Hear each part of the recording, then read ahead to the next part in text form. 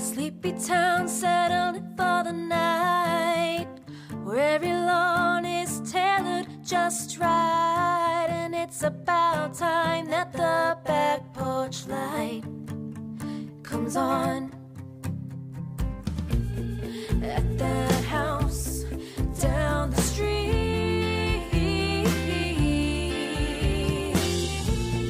at that house on Magnolia Street. Hey, witch, hey. Hey, witch, hey. I'm Stina. And I'm Christina. Welcome to Magnolia Street, your one and only musically inspired practical magic fandom podcast. Every week, we deep dive on different aspects of the movie and the books, as well as treat your ears to our very own practical magic inspired original music. This week, we are tackling doves. That's today's episode. But first, we wanted to do something at the beginning of when we got our Spotify Wrapped. We wanted to wrap up our year. Yeah, we forgot to do this at the end of our, what was it, the song-isode? That was our last episode of the year. We wrapped up 2023 with another song-isode for you guys. So go check that out if you have not yet. But we wanted to take a little trip down, I guess, memory lane, or, just pay homage to the beast that has become Magnolia Street. I don't know if you want to call it that. All right, so we wanted to just go over our stats and just kind of see what you guys were feeling in 2023. Because apparently some of you guys, maybe even a lot of you, were really enjoying this little thing that me and Christina put together here. Let's get into it. So first of all, what was our top episode? What do you think our top episode was for 2023? Probably our very first one, and then everybody dropped off. Yeah. Gee, I wonder why. Yeah. A little long-winded. I don't know what it is. We're getting to know each other. Yeah, it says, our Spotify Wrapped says, that first episode was streamed 424% more than your average episode. That's a lot. That's too much.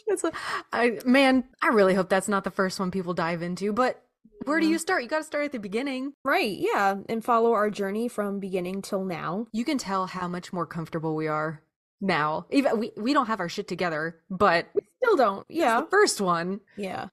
We were just testing the waters, feeling it out. We were brand new at the podcast game. We didn't know what the hell we were doing. We don't know. I mean, we still don't, but now we're kind of, we fell into a groove, and we have a system down now, and I was thinking about that. That's why, because over the weekend I was like, I miss you, Justina.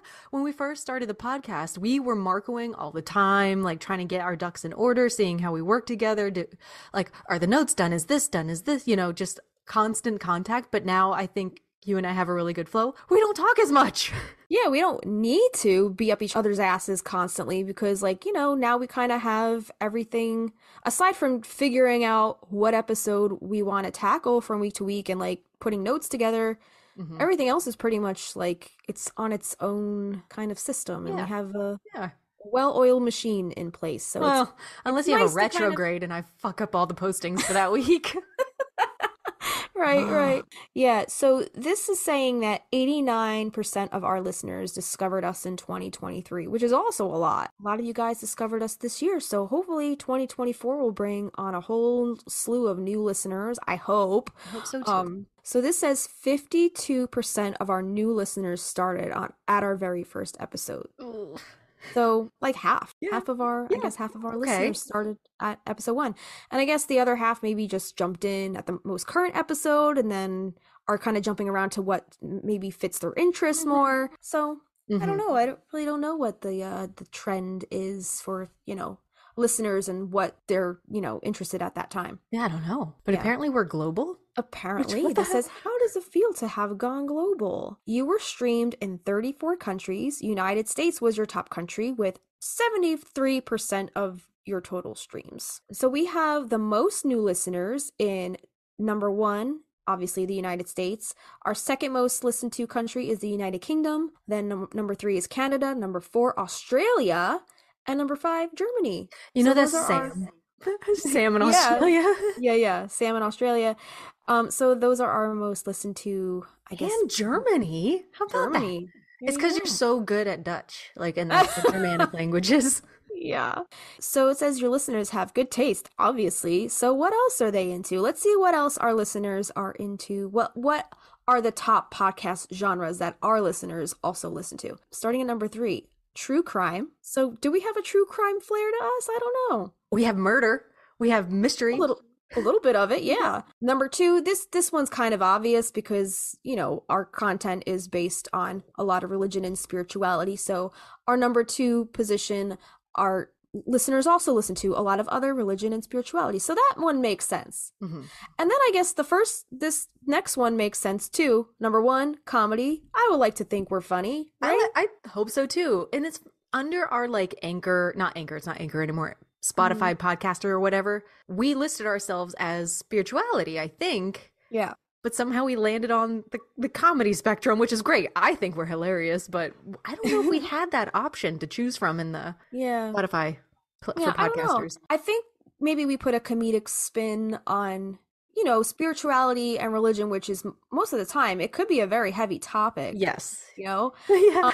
You can take it really seriously. Like you could probably take it too seriously, but I guess we put the fun in it, and I hope that we do for people. And I hope people enjoy listening to our take on this very vast topic. I don't want to take ourselves too seriously, and I think we do a really good job of keeping things lighthearted on here. Sure. And some, you know, we've had a few heavy topics now and then, but again... And we try to come at them with reverence as much as we can. Sometimes we need a little a palate cleanser in the middle now and again. But... Right. Yeah. I don't know where the true crime comes in, though, but if you guys like listen to all those things, then we appreciate that you're taking the time to listen to us too. Your listeners' top music genres were number 1, pop. All right, that makes sense. Number 2, rock. That makes sense. Number 3, rap music. A lot of our listeners listen to rap music. I would not have even put the 2 and 2 together, but that is very interesting. Okay. Is it because I try to rap horribly, mind you? What was that song, that Salt and Pepper song that I was singing that one time? Oh yeah. What was that? Here we go. Here we go. Yeah, I don't remember. That's the only one I know. Yeah. All right. So your listeners definitely told their friends about you. Thank you for telling your friends about us. It says your podcast was shared all over. So some of the ways our podcast was shared over this past year, 88% over direct link. And I'm pretty sure that's probably me posting our Instagram stories. Like, listen to this. Because every time a new episode drops, I post it to our stories and I post the hot link. So if people click right through that, it's going to take them right to our Spotify page. So I was really hoping it was people like sharing our link with their friends. Like, hey, look what I just found. But it could very well be our Instagram stories. Yeah, I definitely think it's the Instagram stories. But that means people are clicking the links, though. That's true. Because, but like the next one, 5%, people are sending us through texts. Text message, yeah. And then 3% Facebook, which is understandable. I feel like Facebook's kind of dropping off the map as far as like sharing content goes. But here's what's interesting. They have an Instagram specific percentage here, so I'm not sure if that's included in the direct link. I don't know. Yeah, I don't know how these calculations are added up. 2% Instagram and then 2% other, which I really don't know what would be classified as other. I don't know. I don't know. Not sure. So your podcast rating was, I guess, just 5. We get like 5 stars, like the average, I guess, whoever's hitting the star. We have, we're 5 out of 5. So I could feel the love. 5 out of 5. Remember when we had a negative one, like way back in the day, and they deleted it? That's right. Yeah. Do you think they heard us talking shit about them on the podcast? We're 5 out of 5 stars. I don't remember how many votes we have on Spotify, but I can look really quick. So through Spotify, we are able to publish polls and release a poll with every single episode. So we have published 1 poll in the past year. I don't really utilize the polls. I mostly utilize the Q&A feature. But this says you published 1 poll, which received 7 votes. And honestly, I couldn't even tell you what the poll was because I don't know either. But 41 of you 5-starred us. So thank you. Wow. It was 41. Thank you, 41 of you. Yeah. Like I was saying before, I mostly utilize the Q&A feature. We posted 46 Q&As because I try to do a Q&A for every episode because, you know, it's nice to get the listeners involved, especially if you listen to us on Spotify. You'll see the questions that we include with every episode under that episode post in your Spotify app. We received 32 responses. So that's a good ratio. Good response rate. And I noticed it's mostly the same people responding to. So thank you. Thank you to whoever is interacting with our episodes if you do listen to us on Spotify. We appreciate you and your participation. So I have a little bit of a pop quiz for you, Christina. All right. This is multiple choice. So what episode got the most audience engagement? Number 1, episode 21, Lilac, Magic, and Lore, which I don't know if you guys remember, that was the very first fan fiction we Lilac. Yeah, it was. Right? We included a Billy Zane fan fiction in that episode. Number 2, episode 18, Black Soap, with our special guest, Laura Den Hertog, or episode 1, Welcome to Magnolia Street, Meet the Stinas. What do they mean, audience engagement? Like I answering guess, Q&As? Maybe either the most listeners or Q&A responses. I'm really not sure what that means. Engagement. I want to say Laura's. Did Laura's get the soap? Try again. Lilac? Yeah, it said Lilac, Magic, and Lore, episode 21 is correct. Listeners joined in 7 times. Oh, how did they do that? I don't get it. I don't know what that means. Okay. I don't know what that means. I don't know if that means just listening in, or I don't think listening in, because we have more listeners on that episode than 7 people. Yeah. So maybe they mean with the Q&A engagement. Okay. That could be it. That's what I'm thinking. Yeah. All right. So, are you a gardener? How do they know that? They must peek into our, I was going to say windows, but you don't garden inside, so that would have been stupid. It's expensive to put holes in your walls and make light. You mean windows? AKA windows. One of the stupidest things I've ever said. That's the best. Anyway, so because your podcast saw some nice growth this year, we saw 999% growth in our listeners. As far as streams go, also 999%. Our followers, 843%. And then we created 999% of content, of minutes. I wonder how many hours total all of our episodes are. Oh my together. God. Well, I mean, we edit a lot too, and we get things down to like, our longest episode was like what, the exorcism, with like 5-hour long episode. Right. We must have gotten like 8 hours of content. We've probably talked a month long. Oh my God. And we were at the studio recording at that time. Yep. Like, we probably could have used the vocal rest, but no, we decided to and go then balls to the wall. We sang the Holy Home. Right. And annoyed the shit out of poor Avi. Poor Avi. So we can't forget to give a shout out to our biggest fans. You're a top 10 podcast for 406 fans. Damn. Damn, guys. 406 of you were in the top 10?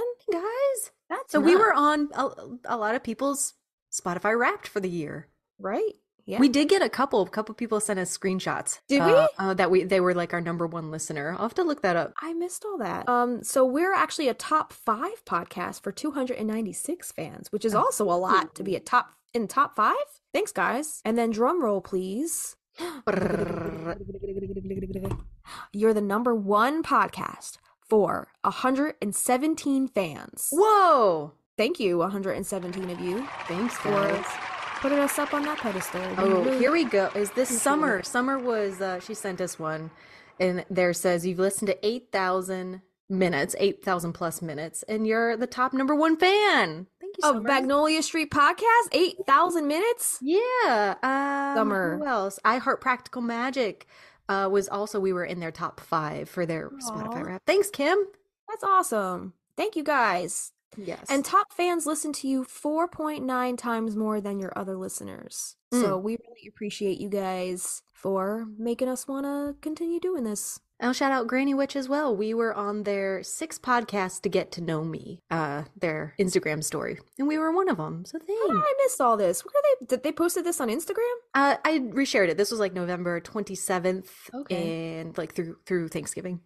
Oh, that's really sweet of you guys. Thank you so much for the support and for listening to us and for blasting us all over social media. And this says 79% joined you for the first time this year. And like we said before, like we saw a big influx of listeners join in this year. So 2023 has been pretty poignant year for growth for Lots us, of I would growth. say. Sure. Right? Mhm. Yeah. So top 10, 406 fans, top 5, 296 fans, and top podcast for 117 fans. So that's awesome. Thanks, guys. My heart is warm and fuzzy right now. We just love talking about practical magic. We want to can't keep get doing enough it. of Yeah, we have so much more to talk about. Yeah. So this does come with a little wrap sheet, so we could post that to our social media. Okay. And so today we're coming at you with another hot topic. I don't know how many of you guys are interested in the doves, but we're going to talk about that today. And I guess we'll put like a little disclaimer on this one also, because it's kind of back to back with our Gustav episode. This one's going to have some biblical talk in it also a little later, because doves are very big in Christianity. So we're going to touch on that. Just stick it out. You can fast forward. We're going to put timestamps on stuff, but just, if it's not your thing, keep on scooting. But I just want to point out that, me and you, we don't align with the Christianity whole mentality and that whole, Dogma. faith. Yeah. But I do think it's good whether you follow a religion's dogma or not. Like, it's just good to expand your mind and learn different things about different religions, whether you align with their belief system or not, Totally agree. Yeah, absolutely. We are theologians. We just like learning about everybody's points of view and why, the big why of why you think that. The big why, right? And it's just expanding your mind, expanding your brain, wanting to just know everything there is to know. Yeah.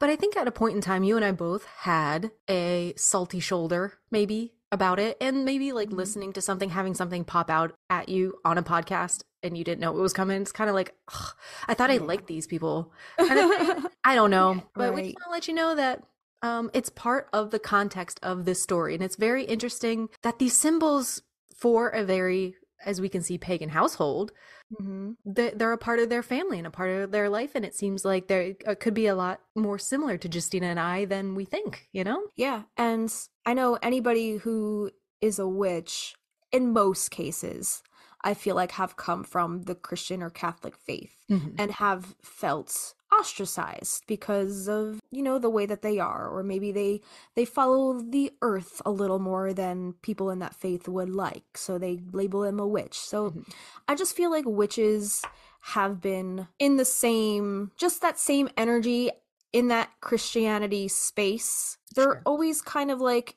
they're parallel together throughout history because they have always been opposing forces. So they're always lumped in together. So I think, of course, at some point, paganism and Christianity is gonna cross paths. Absolutely. These ancient symbols have been around way longer than Christianity have, and we know how they like to just commandeer certain things. With that comes man-written word that has a lot to do with what we're going to talk about today, so just hang tight. But let's talk about the doves in the movie. Right. Yeah. So the dove page, and I have some screenshots here. We'll include these in our show notes. So the dove page actually makes its appearance, and this is the only time it makes its appearance in the movie, right? This is at 5 minutes and 55 seconds, so really early on in the film. And this is when there's the young Jillian and Sally. They're living with the aunts at this point, and they're kind of just watching what the aunts do as far as their magic is concerned, and they're just finding their way in the world as little witches, and they're learning from the big guns, right? Their aunts are like, they make a living doing this. They're witches for hire, basically. And Irene, our favorite desperate Debbie, comes to the door, to the back door. Yeah, no chill Irene comes to the back door, wanting this love spell for this man. Obviously, we're under the impression, they're implying that he is a married man, right? She wants this guy. She doesn't care what it's going to take to get him, even if it like takes him leaving his wife for her. So right then and there, we're like, oh, these aunts, a red flag. Not sure about their code of ethics here. So they whip out this bird spell, right? And as we learn in the books, I think this was the 10th invocation, the 10th spell, love spell. So this includes the dove. And we can see the pages in the book when Jet opens the book. First of all, look at that manicure, though. I know. She's got beautiful nails. Those are very beautiful nails. Very beautiful. It looks like a French manicure, right? Lovely. The French manicure. And that beautiful ring she's got on with like the cameo in the center. Her hands are just like ageless. For an older woman, she's got beautiful hands. Delicate. Well, there must be that black soap. Yes. Right? Yep. Yeah. Laura Den Hertog has been hitting them up. Yeah. Which one of them says get the bird and the other one says get the book? Do you know? Jet says get the bird. Jet says get the bird. And yeah, Franny says get the book. So then Jet gets the book and she lumps it on the table, that big boof, right? It's a huge book. Opens it to the page. The first page she flips to, I can't tell what that is. Is that those feathers? That looks to me like a Christmas cactus. Yeah, or what some is kind that? of reef sea, what am I trying to say? Like seaweed or Like a something? seaweed. Yeah. And she just like kind of like grazes the page with her delicate hands, like and then that. she turns the page, and then on this next page we see a feather, but it looks like a raven feather. It's very It doesn't dark. look like a dove feather. It's like a dark Yes. feather, right? Mm-hmm. The feather's kind of like pasted on top of like what looks like an herbal page. There's Mhm. like leaves on it, and it looks like maybe there's a wax seal on the bottom left corner or Mhm. something. It's got I like a don't little know. postcard of different birds also. Right. And then when they zoom out, they pan out on Jet, I guess, taking the money from Irene. She's taking hair out of a comb. Hair out of a comb. Tag lock! That's right. Yeah, because as we've learned in our sympathetic magic episode, I forget what number episode that was. 30. Episode 30, season 1, if you guys want to go back and listen to that. We talk a lot about all of that stuff. So she's getting a tag lock from this comb, which is either this lady's hair or this guy's hair. Probably the guy's hair, right? Yeah, 'Cause- yeah. yeah. We see the open page of this book now. Do they ever close up on that bird page? Not that I know of. I'm not sure if when Sally's flipping through it, it shows up, but the viewpoint that we're getting is that of the girls, and they're like hiding at the top of the stairs because you can see the banister kind of in a blurred vision. So it's like they're peeking in on this situation they're not supposed to be looking at.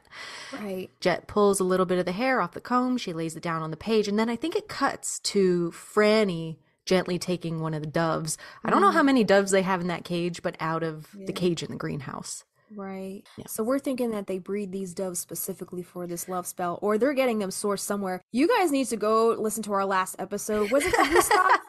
It was the Gustav, yeah. Yeah, we talked a little bit about where they're possibly sourcing their spell ingredients from, including some of the animals that they work with. Right. And in Rosemary, too, we noticed that they had this thing of eggs in the greenhouse behind where Sally and Gary are talking. But even in this shot, you can see a big bowl of eggs on the table. Do you think they're dove eggs? I don't know how big dove egg. They can't be that big. No. Do you think they're okay, so they use these, obviously they use these doves for love spells, but do you think they're eating them too? I don't know. Later on, I have included some dove recipes. Oh, Or shit. pigeon. Okay. People eat pigeon, like it's a delicacy. Okay. Yeah, pigeons would not be the first animal and I'm jumping to bring a chow down on. But I mean, you guys, if you like pigeon, have at it. We're including some recipes for you if you want some Awesome. good pigeon recipes. Yeah. Because pigeons and doves are kind of synonymous, and we'll talk about the similarities and the differences in a minute when we get into all the science. But yeah, I was just wondering if the aunts were, putting the dove on their Christmas dinner list of stuff to cook up. I don't know. I just thought that was interesting.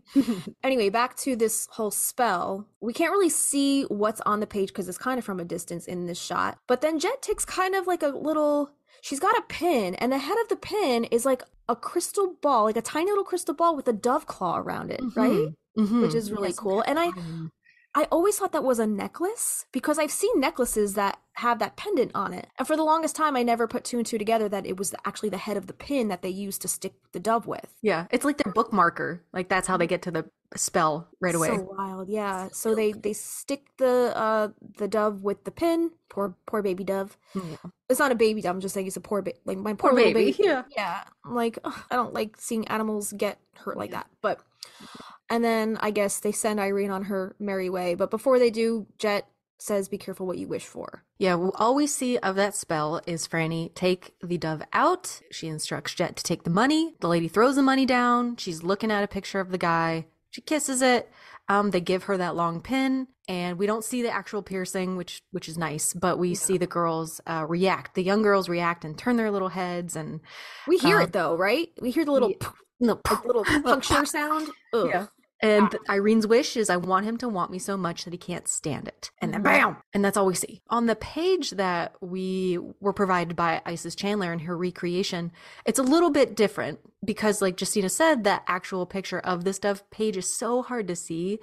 And we don't know what else this entails. And you and I were trying to think of this, and I'm not sure what episode, like, do they have to eat it? Did they just need the blood? Because when Jet gets the pin back, she's just looking at the end of the pin. We're not sure. We're never gonna know. Yeah, like, because in the book, after they do the spell for Irene, and even at the end, I guess when Sally and Gary get together for Thanksgiving, don't they find the heart of the dove with pins in it in like the refrigerator or something? Yeah, just on a platter? Just on a plate? Huh. Yeah. So yeah, are they planning on cooking that up for Thanksgiving dinner? Like, are they gonna bury it? Like, who the fuck knows what they're gonna do with the dove? And it was the dove heart, not the actual dove, right? Correct. Mm-hmm, so at some point, they take the heart out of the dove. In the movie, we see this page being used as something to like ensnare somebody, maybe against their will. Right. And the bird on the page, there's a drawn cage around it. On Isis's page, the door is open to the cage at least. And I think this is about being freeing yourself from some kind of tether. So she changed it to make it a little more moral, I guess. I don't know. Yeah. Well, again, going back to the aunt's code of ethics, we think there's none. We don't think there's any real code of ethics going on there. So obviously this love spell, having a bird in a cage, symbolizing somebody's free will in a cage, right, to entrap or to ensnare. And Isis kind of put her own spin on it to make it, a little more morally ethical. It's a different form of like cord cutting, right? To free yourself from something toxic. I don't know. So I guess if we can talk about the similarities on the of both pages, the page in the film and Isis's recreation, the page is laid out the exact same. We have the ornate little, they look like athenes or swords or like vines and stuff in the corners, and the cage is the main center focus. We have the bird, the main center focus. They both say lure, L-U-R-E, lure, like to lure an animal. And they both have the moon phases over the top, the big full moon in this, or is that the new moon in the center? It is a dark moon, correct? Yeah. That's a dark moon. And then there is some poetry or some like a little spell or a phrase or incantation in both of them, but in the movie it's a screenshot, right? And so we can't see what that says. It's very illegible, and even on the bottom, toward the bottom of the cage, there's also some writing there in both Isis's and the film, but in the film can't see it. Isis, I guess she couldn't see it either, so she wrote her own spell, it looks like. The only other similarity that I can see is it looks like from corner diagonally there's almost like a huge X across the page. Oh yeah. But these kind of also look like big pins.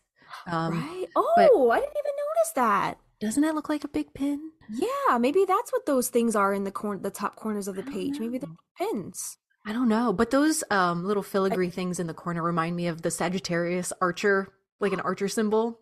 No, Yes. it doesn't have anything to do with anything, but that's what it looks like to me. Definitely. Well, Sagittarius, they're the hunter. So they hunt hunting their prey. with the, like, whatever they hunt their prey with impales their prey. Hey, there we go. We're so smart. There's the connection. Okay. But I do see the X. It's a very faint line going, crossing that page, and I can also see it in the film version as well. Yes. Yeah. See it?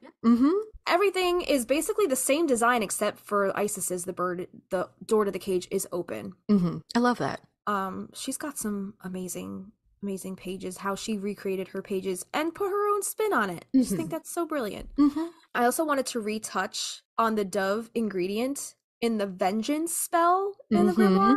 And this flashes by so fast, I didn't even realize that it showed up here until we just did our deep dive on the Gustav Dore episode that we just did last week. You guys should definitely go listen to it, because we do talk a little bit about the dove in one of those pages.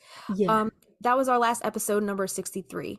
So go listen to that. We had many a revelation on that episode in reference to those grimoire pages, and the dove just so happened to make another appearance that I never noticed before on the vengeance spell, which is one of the pages Sally flips to when she goes to the aunts to get them to bring Michael back to, when she wants them to bring Michael back to life. Did we ever talk about, I know we talked about that page, the vengeance page. It has a dove in the ingredients, but that's the same page where the ark is covered up by that piece of paper with the ingredients on it, and the dove, we're going to talk about it more later, came to Noah on the ark as a symbol of like, you're all going to live, basically. Okay. It's all connected. It's all fucking connected. Yeah. Exactly. So yeah, go listen to our Gustav episode. It came out last week. Brilliant.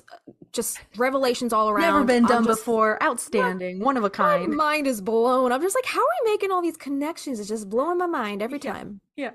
Yeah. All right. So we're gonna get into the book now, right? Yeah, The let's book's dive in. all- We're going chronologically today. Yeah, so we'll start with Maria's story, and that's back in the 1600s. So this is Magic Lessons. We're going to start on pages 11 and 12. This says, "For Magic Lessons, from that warm and cozy spot, she had watched Hannah scan the pages of her book filled with remedies and spells, careful to take note of the potions and powders that were prescribed, amulets of apple seeds and menstrual blood, doses of henbane that could bind a couple together, or, if used in excess, could cause delirium or death, the heart of a deer or a dove that brought about devotion even in the most feckless and untrustworthy men.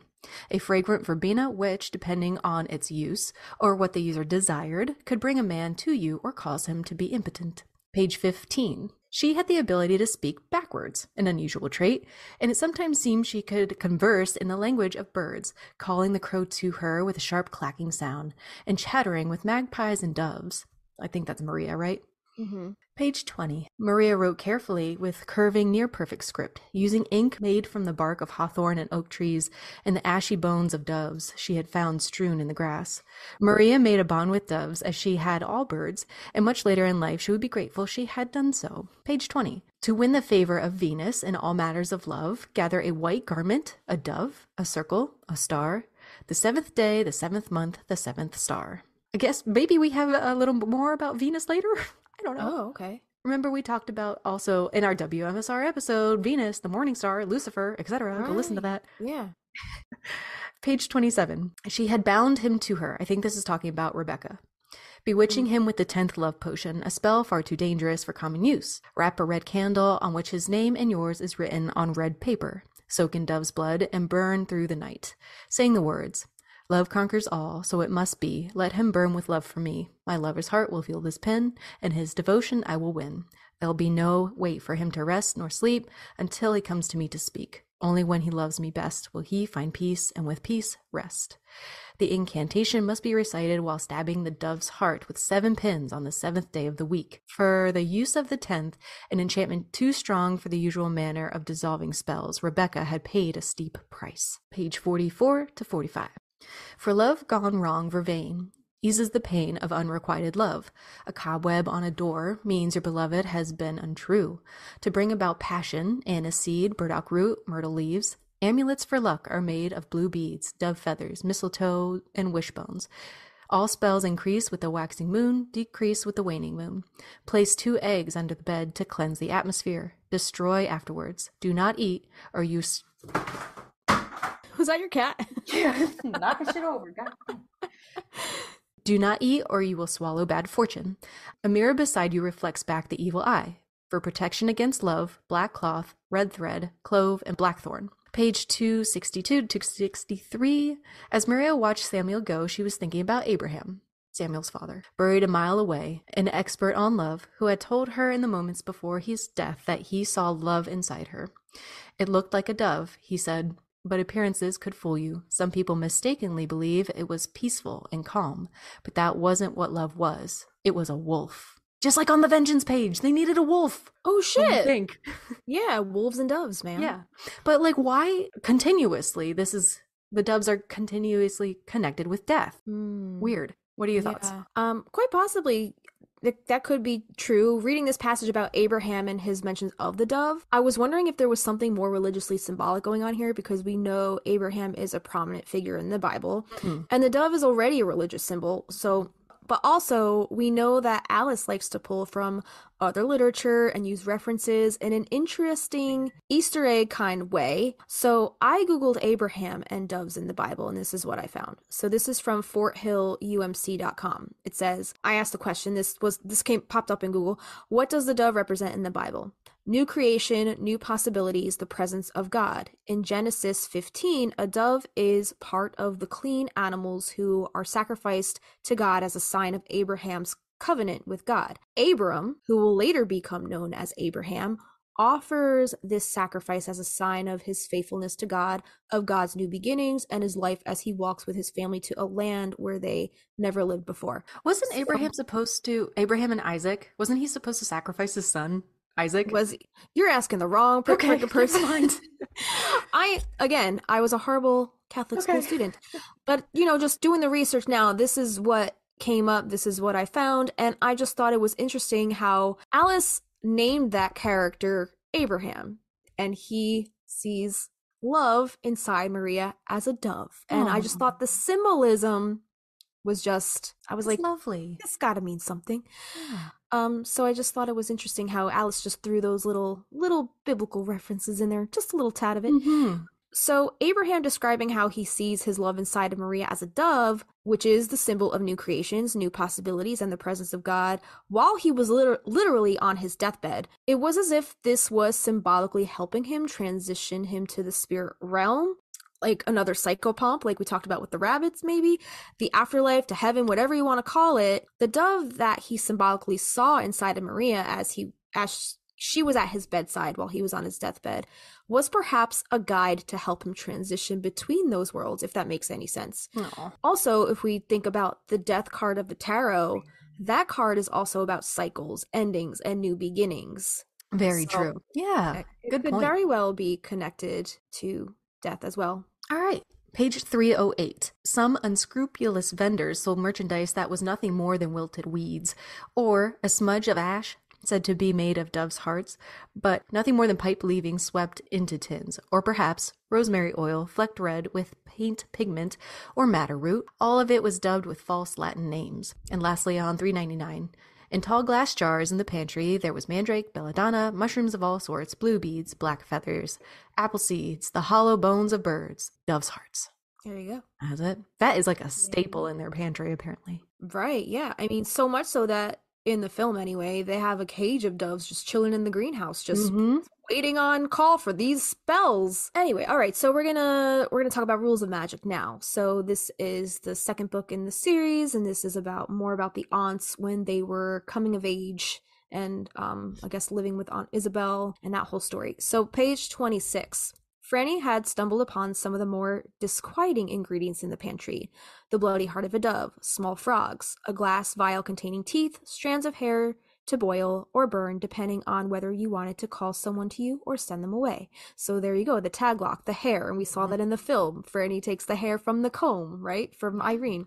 Pages 34 to 35. One of Maria's remedies called for the beating heart of a dove to be taken from the bird while it was alive. Another included collecting the hair and fingernail clippings of a disloyal man and burning them with cedar and sage. So more sympathetic magic here.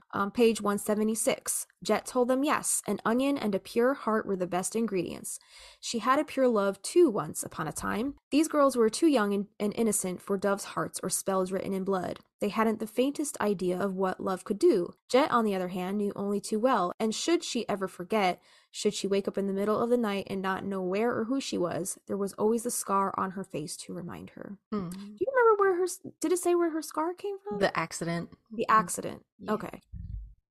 On page 224, William and Regina approached the patio, holding hands and singing their own versions of I Walk at Night. William carried the bunch of cut flowers with their purple-red blooms. I had a garden, I had a dove, I had a tree, I had your love. We're going to write that song one day. Yeah. Or put the melody to it at least, because it seems like, did Alice already write lyrics to that? Were they in the book? Here and there. I don't think the whole thing. Okay. We'll have to ask her if we're allowed to do that. We use her words and put them to music. On page 322, she began to work from Isabel's grimoire, starting with the easy recipes, chamomile for blessing, hyssop and holly to dispel negative energy, and after a few weeks she progressed to one of the most complex skills, the dove's heart love charm. She went to the butcher's for the heart. And so they go to the butcher for their heart. They don't just rip it out of the dove. I guess they just use the body of the dove to stick with the pins, and for the heart, they actually go to a butcher to... Unless they bring the dove's body that they stick with the pins, and they bring that already dead dove to the butcher, and they're like, okay, can you do the dirty work for us? Oh, dang. And then just give us the heart. Do you think that's what they do? Yes.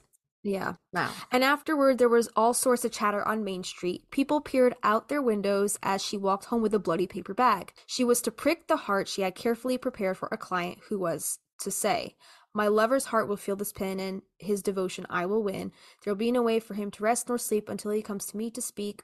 Only when he loves me best will he find peace, and with peace rest. And again, this is the same spell that we read from Magic Lessons, the one that I guess Rebecca uses on... Not the dude she was married to. She used that on her baby daddy, right? No, she used it She used it on the guy she is married to, but now she's like, shit, I need to reverse this. So she goes to Hannah. But I'm curious to know if they changed it a little bit, because it sounds like Jet is doing this for more people when you're not really supposed to be doing this 10th. Okay. And looking back on what we just read in the Magick, what Rebecca said, there's a little bit more before, and it says love conquers all, so it must be let him burn with love for me, though that is left out of all the other incantations that Alice has written for this spell. So I'm wondering if that has anything to do with the power of love. I don't know. Yeah, I don't know. And I don't know if that was included in the grimoire, I guess, that Maria passed down, but maybe Maria changed it a little bit when she included, all the stuff, I guess, from Hannah or from Rebecca or whoever she included spells from in that book. I don't know how much things could have changed from generation to generation. Like, like we're talking, it's like a game of telephone when you're passing these little nuggets of information down from generation to generation. Things could get, I guess, lost in translation somewhere along the line. You make it your own recipe. Exactly. Yeah. Exactly. Yeah. And then the very last mention in this book is on page 323, and that says, when she spied the dove's heart on a blue willowware plate, she laughed out loud. Here it was, their future and their fate. She had often found such unsavory items in the pantry or in the fridge where their aunt had stored away the more questionable ingredients. It might also be a way for them to survive their dismal financial state. And was this talking about Franny or Jet? I'm not sure. But is this, see, again, I'm confused. Is this the 10th, or is this love potion number 9 that costs $9.99, and that's how they're making their money, so to survive their dismal financial state? I don't know. Well, I think that they're open for business regardless of if it was the 9th or the 10th. I think they're taking whoever comes to that back door and is like, I need a love spell. They're like, just name your spell and we'll name your price. Like, I'm thinking that they're not turning anybody away because they closed their store in the city, right, to go live back in, I guess, Massachusetts. Yeah, on Magnolia Street, and that was their only source of income at that time. So I'm pretty sure they ain't turning anybody away. Hence the lack of code of ethics, because they're like, we just need to pay our bills. Yeah, Do whatever you want. Right. All right, let's jump into practical magic. Okay. So page 16, it says, this is Irene talking. She's already come to the back door. She says, I'm sure, the girl said, in her calm, beautiful voice, and the aunts must have been satisfied because they gave her the heart of a dove set on one of their best saucers, the kind with the blue willows and the river of tears. Sally and Jillian sat on the back stairs in the dark, their knees touching, their feet dirty and bare. They were shivering, but still they grinned at each other and whispered right along with the aunts a charm they knew well enough to recite in their sleep. My lover's heart will feel this pin, and his devotion I will win. There'll be no way for him to rest nor sleep until he comes to me to speak. Only when he loves me best will he find peace, and with peace rest. Jillian made little stabbing motions, which is what the girl was to do to the dove's heart when she repeated these words for 7 nights in a row before she went to bed. Page 20. I think this is talking about Sally. She closed her eyes as soon as they brought the mourning dove in. She covered her ears with her hands so she wouldn't have to listen to it shriek as they held it down on the countertop. She told herself she had cooked lamb chops, she had broiled chicken, and this wasn't so different. All the same, Sally never again ate meat or fowl or fish after that evening. She got a shivery feeling whenever a flock of sparrows or wrens perched in the trees startled and took flight. Page 24. As it turned out, the girl from the drugstore never spoke again. This is after she came back and hit one of the girls, and the aunts muted her, I guess. Yeah. Although sometimes she made little cooing noises, like the call of a pigeon or a dove, or, when she was truly furious, a harsh shrieking that was not unlike the panic sound chickens make when they're chased, then caught for basting and broiling. Her friends in the choir wept at the loss of her beautiful voice, but in time they began to avoid her. Ugh. Her back had become arched, like the spine of a cat who had stepped onto a burning hot coal. She could not hear a kind word without covering her ears with her hands and stamping her foot like a spoiled child. Page 28. The boys had been struck down by lightning on the town green, which was where they were now buried, beneath a smooth round stone where mourning doves gathered at dawn and at dusk. And again, like, they're connected to death. Like, 86. That evening, they were having hot dogs made out of tofu and some sort of bean that was supposed to be good for you, even though it tastes, in Kylie's opinion, like the tires of a truck. Sally refused to have meat, fish, or fowl at the table in spite of her daughter's complaints. She has to close her eyes when she walks past the packages of chicken legs in the market, and still, she's always reminded of the dove the aunts use for their most serious love charm. And then we have a jump to page 276. Sally and Jillian take the pot from the girls, although Jillian keeps her eyes closed as they turn it over and pour out the lye. The damp earth sizzles and is hot. As the mixture seeps deeper into the ground, a mist appears. It's the color of regret. It's the color of heartbreak, the gray of doves in the early morning. 283.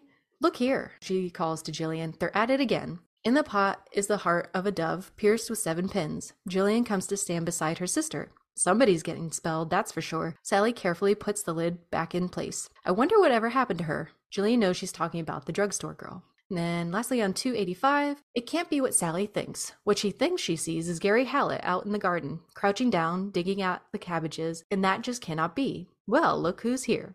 Jillian says, pleased. They did it, Sally says, with the dove's heart. As soon as he sees Sally, Gary stands, a scarecrow in a black coat, who doesn't know whether or not he should wave. They did not, Jillian says to Sally. They didn't have anything to do with it. But Sally doesn't care if Jillian phoned Gary last week and asked what on earth he was waiting for. It doesn't matter if he had the aunt's address folded in his coat pocket ever since that phone call. By the time she runs down the Bluestone path, it doesn't make a bit of difference what people think or what they believe. There are some things, after all, Sally Owen knows for certain. Always throw spilled salt over your left shoulder. Keep rosemary by your garden gate. Add pepper to your mashed potatoes. Plant roses and lavender for luck and fall in love whenever you can. Yeah, I was just looking up what a willowware plate looks like because I'm like, what the hell is willowware? What is it? It's really pretty. It's like that old antique looking china. You've seen this pattern before. I think they're from China. Yeah. Okay. Yeah. Very pretty. But imagine finding a dove's heart on a plate looking like this fancy in your refrigerator. Yeah. So random. So random. So random. But that seems to be like their designated dove plate. Yeah, which is strange. So at least they're not cross-contaminating or anything. Yeah. All right, so then we have just a few mentions from the last book, which is the Book of Magick. And this mention is on page 16. It says, warmer weather was predicted for the rest of the week, and yet 7 days marked the start of the season that was always a delight in Massachusetts. All through the long winter, people waited for a sign for the first surge of spring, the green bark of a lilac, the murmur of a dove in the yard. While there was still a scrim of ice on Leech Lake, people came down with spring fever that made them act as if they were young again. They took risks, they stayed out late, they fell in love unexpectedly. Page 30. In tall glass jars in the pantry, there was mandrake, belladonna, mushrooms of all sorts, blue beads, black feathers, apple seeds, the hollow bones of birds, doves' hearts. The rush lasted until 5, and by the time it was through, most of the daffodils had been trampled by people who wanted to make certain they got their turn bringing their problems to Jet. And the last mention is on page 296. He recognized the wicked ingredients on the small kitchen table: black wax, pins, black thread, madder root, belladonna, the berries of lords and ladies, the heart of a dove, a strange white bone, ashes, a black candle. Vincent sat down and placed his hands on the table, down paths, down roads, through the woods, through the village, and then nothing. The path he could see when he closed his eyes stopped in the woods. Yeah, not that much about doves in the Book of Magick, just kind of like reiterating like what's in the pantry and what they're using in their spell work. Yeah. So that's pretty much it. That wraps up all the mentions in the book. Yeah, so we're gonna get into some science. Give me the deets. Give me the Latin. Oh God. All right. So ready for this word? Is this columbidae or columbidae? Columbidae. Columbidaes. It's a bird family consisting of doves and pigeons. So yes, pigeons and doves are lumped in that same species category, I guess. All right. So it is the only family in the order Columbiformes. These are stout-bodied birds with short necks and short, slender bills that in some species feature fleshy, ceres? Birds from a handful of families, including raptors, because we know that raptors are in the bird... Raptor. Raptors. Birds originated from raptors, which are dinosaurs. That's so crazy. Isn't that nuts? I mean, we've all seen Jurassic Park, right? Chickens with their tiny little bodies. Yeah, exactly. So They primarily feed on plants and can be taxonomically divided amongst granivores that feed mostly on the ground on seeds and frugivores that feed mostly on fruits from branches. The family occurs worldwide, often in close proximity with humans. Because they're smart. They get all those snag all those little droppings. Yeah, and if you go to New York, they're basically just coexisting with people because New York is one of the most populated cities in the world, and pigeons give no fucks in New York. They will walk into stores. They're everywhere. They're everywhere. They ride the subways. Oh my god. Fucking everywhere. Columbidae contains 344 species divided into 50 genera. 59 species are listed as threatened and 13 are extinct, including the dodo bird, an island bird, and the passenger pigeon, the only bird species not restricted to a small island to go extinct in modern times, even though its flocks were counted in the billions. Mostly only by English speakers, the smaller species tend to be called doves, and the larger ones pigeons, or also known as trash. Oh, you put trash doves? Yeah, they are trash doves. Yeah. Basically, it's crazy to me that people eat them. It's gross to me, especially if you've seen the ones in New York, because they're kind of grimy looking. Although the distinction is not consistent, and there is no scientific separation between them. Historically, the common names for these birds involve a great deal of variation. The most commonly referred to as a pigeon is the domestic pigeon or rock dove, which is common in many cities as the feral pigeon. Oh shit! Must be New York. Yeah, that must be the city miles on him. He's ready to switchblade you right in the taint. Like pigeon with a switchblade. Yeah. That needs to be a t-shirt. So doves and pigeons build relatively flimsy nests, often using sticks and other debris, which may be placed on branches of trees, on ledges, or on the ground, depending on the species. They lay 1 or usually 2 white eggs at a time, and both parents care for the young. Unlike most birds, both sexes of doves and pigeons produce crop milk to feed their young, secreted by a sloughing of fluid-filled cells from the lining of the crop. Unfledged baby doves and pigeons are called squabs and are generally able to fly by 5 weeks of age. These fledglings, with their immature squeaking voices, are called squeakers and they leave the nest after 25 to 32 days. Since ancient times, many Columbidae species have developed intricate cultural and practical relations with humans. So pigeon is a French word that derives from the Latin pipio for a peeping chick, while dove is an ultimately Germanic word that refers to the bird's diving flight. The English dialectal word culver appears to derive from Latin columba. A group of doves is called a dule, D-U-L-E, taken from the French word deux, D-E-U-I-L, meaning morning, as in M-O-U-R-N-I-N-G. So is then also morning dove. Is morning dove redundant? I guess so. Okay. It's like, yeah, morning right? Morning dove. Yeah. The name Columbidae for the family was introduced by the English zoologist William Alfred Leach in a guide to the contents of the British Museum, published in 1819. Columbidae is the only living family in the order of columbiforms. The common ground dove, Columbina passerina, is among the smallest species in the family. That's a kid's book. That's a cute name. Columbina passerina. Yeah. Their size and appearance. The common wood pigeon, Columba palambus, is common throughout Europe. Pigeons and doves exhibit considerable variation in size, ranging in length from 5.9 to 29.5 inches. That's and big. Weight from 30 grams. Yeah. To above 2,000 grams, which is basically 4.5 pounds. So under a pound to over 4 pounds. It's a big range, it seems like, yeah. The largest species is the crowned pigeon of New Guinea, which is nearly turkey-sized at the weight of 2 to 4 kilograms, which is about between 4.5 to 8.8 pounds. That would be good eating. That's a huge bird. Almost a 10-pound bird. My cat is like 12 pounds. It's big. That's huge. The smallest is the common ground dove, Columbina passerina of the genus Columbina, which is the same size as a house sparrow. I'm sorry? Like the one that flies around the Owen's house in midsummer solstice. All right. Weighing as little as 22 grams, so a little less, like a half a pound. I guess. The dwarf fruit dove, which many measure as little as 13 centimeters or 5.1 inches, has a marginally smaller total length than any other species from this family. One of the largest arboreal species, the Marquesan imperial pigeon, currently battles extinction. Uh-oh. Yeah. Overall, the anatomy of Columbidae is characterized by short legs, short bills with a fleshy cere, and small heads on large, compact bodies. Like some other birds, the Columbidae have no gallbladders. Some medieval naturalists conclude they have no bile, which in the medieval theory of the four humors, we've talked about the four humors before, right? Yes, we have. Explain the allegedly sweet disposition of doves. Aww. In fact, however, they do have bile, as Aristotle had earlier realized, which is secreted directly into the gut. A landing-collared dove, Streptopelia dicaocto, displays displays the contour and flight feathers of its wings.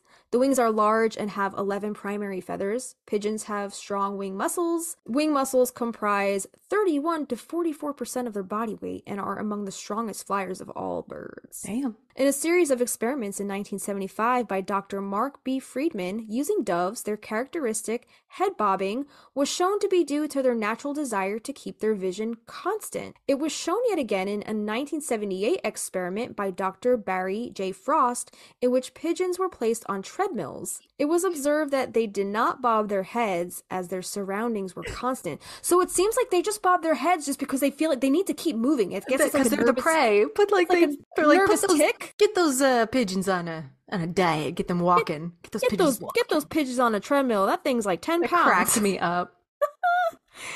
Man, all right, that's interesting. I didn't know that. I didn't know that they had to pigeons feel like they need to keep moving. That's why I guess they bob their heads. So they didn't bob their heads when they're on the treadmill because everything around them is moving. Okay. Let's talk about their feathers. Okay, the feathers. Columbidae have unique body feathers, with the shaft being generally broad, strong, flattened, tapering to a fine point abruptly. Is Wormwood here? Is Wormwood? Wormwood would hang out with pigeons. Oh, for sure. If Wormwood was the guy in the jail, right? So he was. Isn't pigeon the Birdman? Yeah.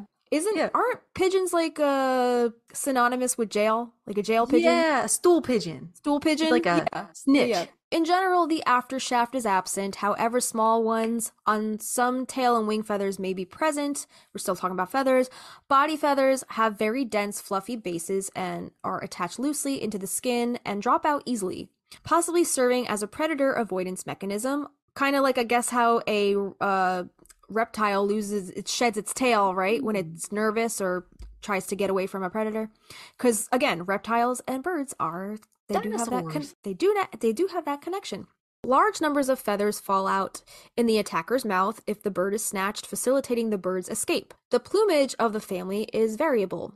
Granivorous species tend to have dull plumage with a few exceptions, whereas the frugivorous species have brightly colored plumage. Tilenopus fruit doves are some of the brightest colored pigeons, with the three endemic species of Fiji and the Indian Ocean. God, these words. Electronias being the brightest pigeons, and doves may be sexually monochromatic or dichromatic. In addition to bright colors, pigeons may sport crests or other ornamentation. Columbidae are excellent flyers due to the lift provided by their large wings, which results in low wing loading. I don't know what that is. They are highly maneuverable in flight and have low aspect ratio due to the width of their wings, allowing for quick flight launches and ability to escape from predators, but at a high energy cost. The zebra dove, Geopelia striata, has been widely introduced around the world. Pigeons and doves are distributed everywhere on Earth except for the driest areas of the Sahara Desert, Antarctica, and its surrounding islands, and the high Arctic. They have colonized most of the world's oceanic islands, reaching eastern Polynesia and the Chatham Islands in the Pacific, Mauritius and the Seychelles and Reunion in the Indian Ocean, and the Azores in the Atlantic Ocean. They must be very strong flyers. Yeah. If they can they're not getting there all in one shot. They're probably landing on boats and stuff. Yeah. But still, right. Impressive. Yeah. Migratory birds. Mm-hmm. Yeah. I guess just like the snow geese. I love the sound of a mourning dove. It's one of my favorite. Like in the springtime. Oh. We talked about that on the Stevie episode. We're going to talk a little bit about that later on in our pop culture segment. But yeah, the doves do have like a pretty like a cooing sound. Yeah. Right? Yeah. Hoo, hoo, hoo. Oh, I love it. Ooh, ooh, ooh. So much so that Stevie was inspired by them to write a song about them. Yeah. So the family has adapted to most of the habitats available on the planet. These species may be arboreal, terrestrial, or semi-terrestrial. Various species also inhabit savanna, grassland, desert, temperate woodland, and forest, mangrove forest, and even the barren sands and gravels of atolls. So I guess big deserts or just barren land. The largest range of the species is that of the rock dove, also known as the common pigeon, charami, which this is a French word meaning dear friend. And Christina has a little tidbit about this a little later on. This species had a large natural distribution from Britain and Ireland to northern Africa, across Europe, Arabia, Central Asia, India, the Himalayas, and up into China and Mongolia. The range of the species increased dramatically upon domestication as the species went feral in cities around the world. Oh my god. New York City. Yeah. The common pigeon is currently resident across most of the North America and has established itself in cities and urban areas in South America, Sub-Saharan Africa, Southeast Asia, Japan, Australia, and New Zealand. As well as the rock dove, several other species of pigeon have become established outside of their natural range after escaping captivity, and other species have increased their natural ranges due to habitat changes caused by human activity.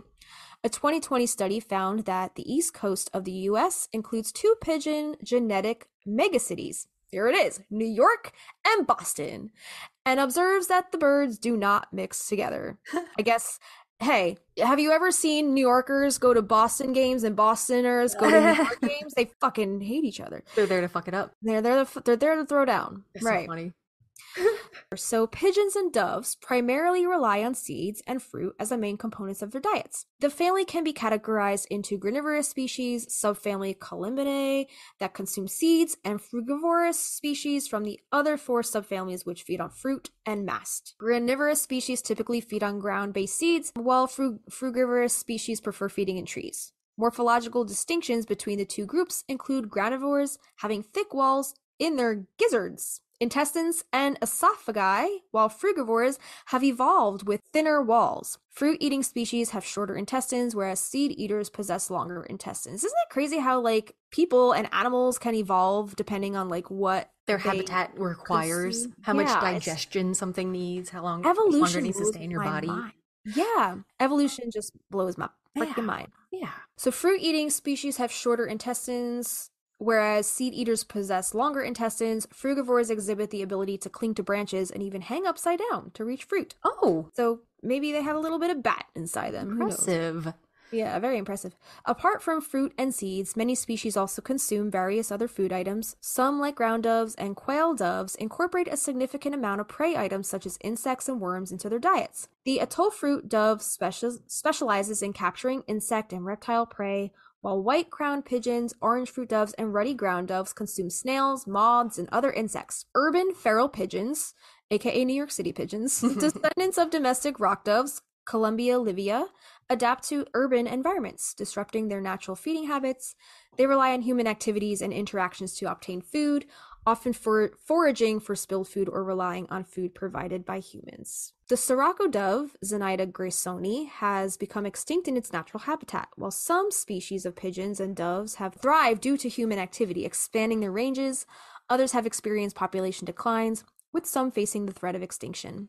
Among the 10 species that have disappeared since 1600, the commonly accepted date for assessing modern extinctions, two well-known examples are the dodo and the passenger pigeon. What the fuck's a passenger pigeon? I don't know. Do they like hitchhike or something? One big enough to ride on. Yeah, maybe those are the ones that migrated on the boats across the ocean. Okay. Yeah. I didn't know the dodo was extinct though. Did you know? That's Right? anytime you talk about the thinning the herd, what do you call it? Oh, like the Darwinism? Darwinism. Yeah, wasn't he studying dodos? Oh, right. Yeah. Okay. So maybe they just weren't nature's brightest bird, and hence that they did not make it. Make it. Right. So the passenger pigeon, okay, here we go. The passenger pigeon stands out for several reasons.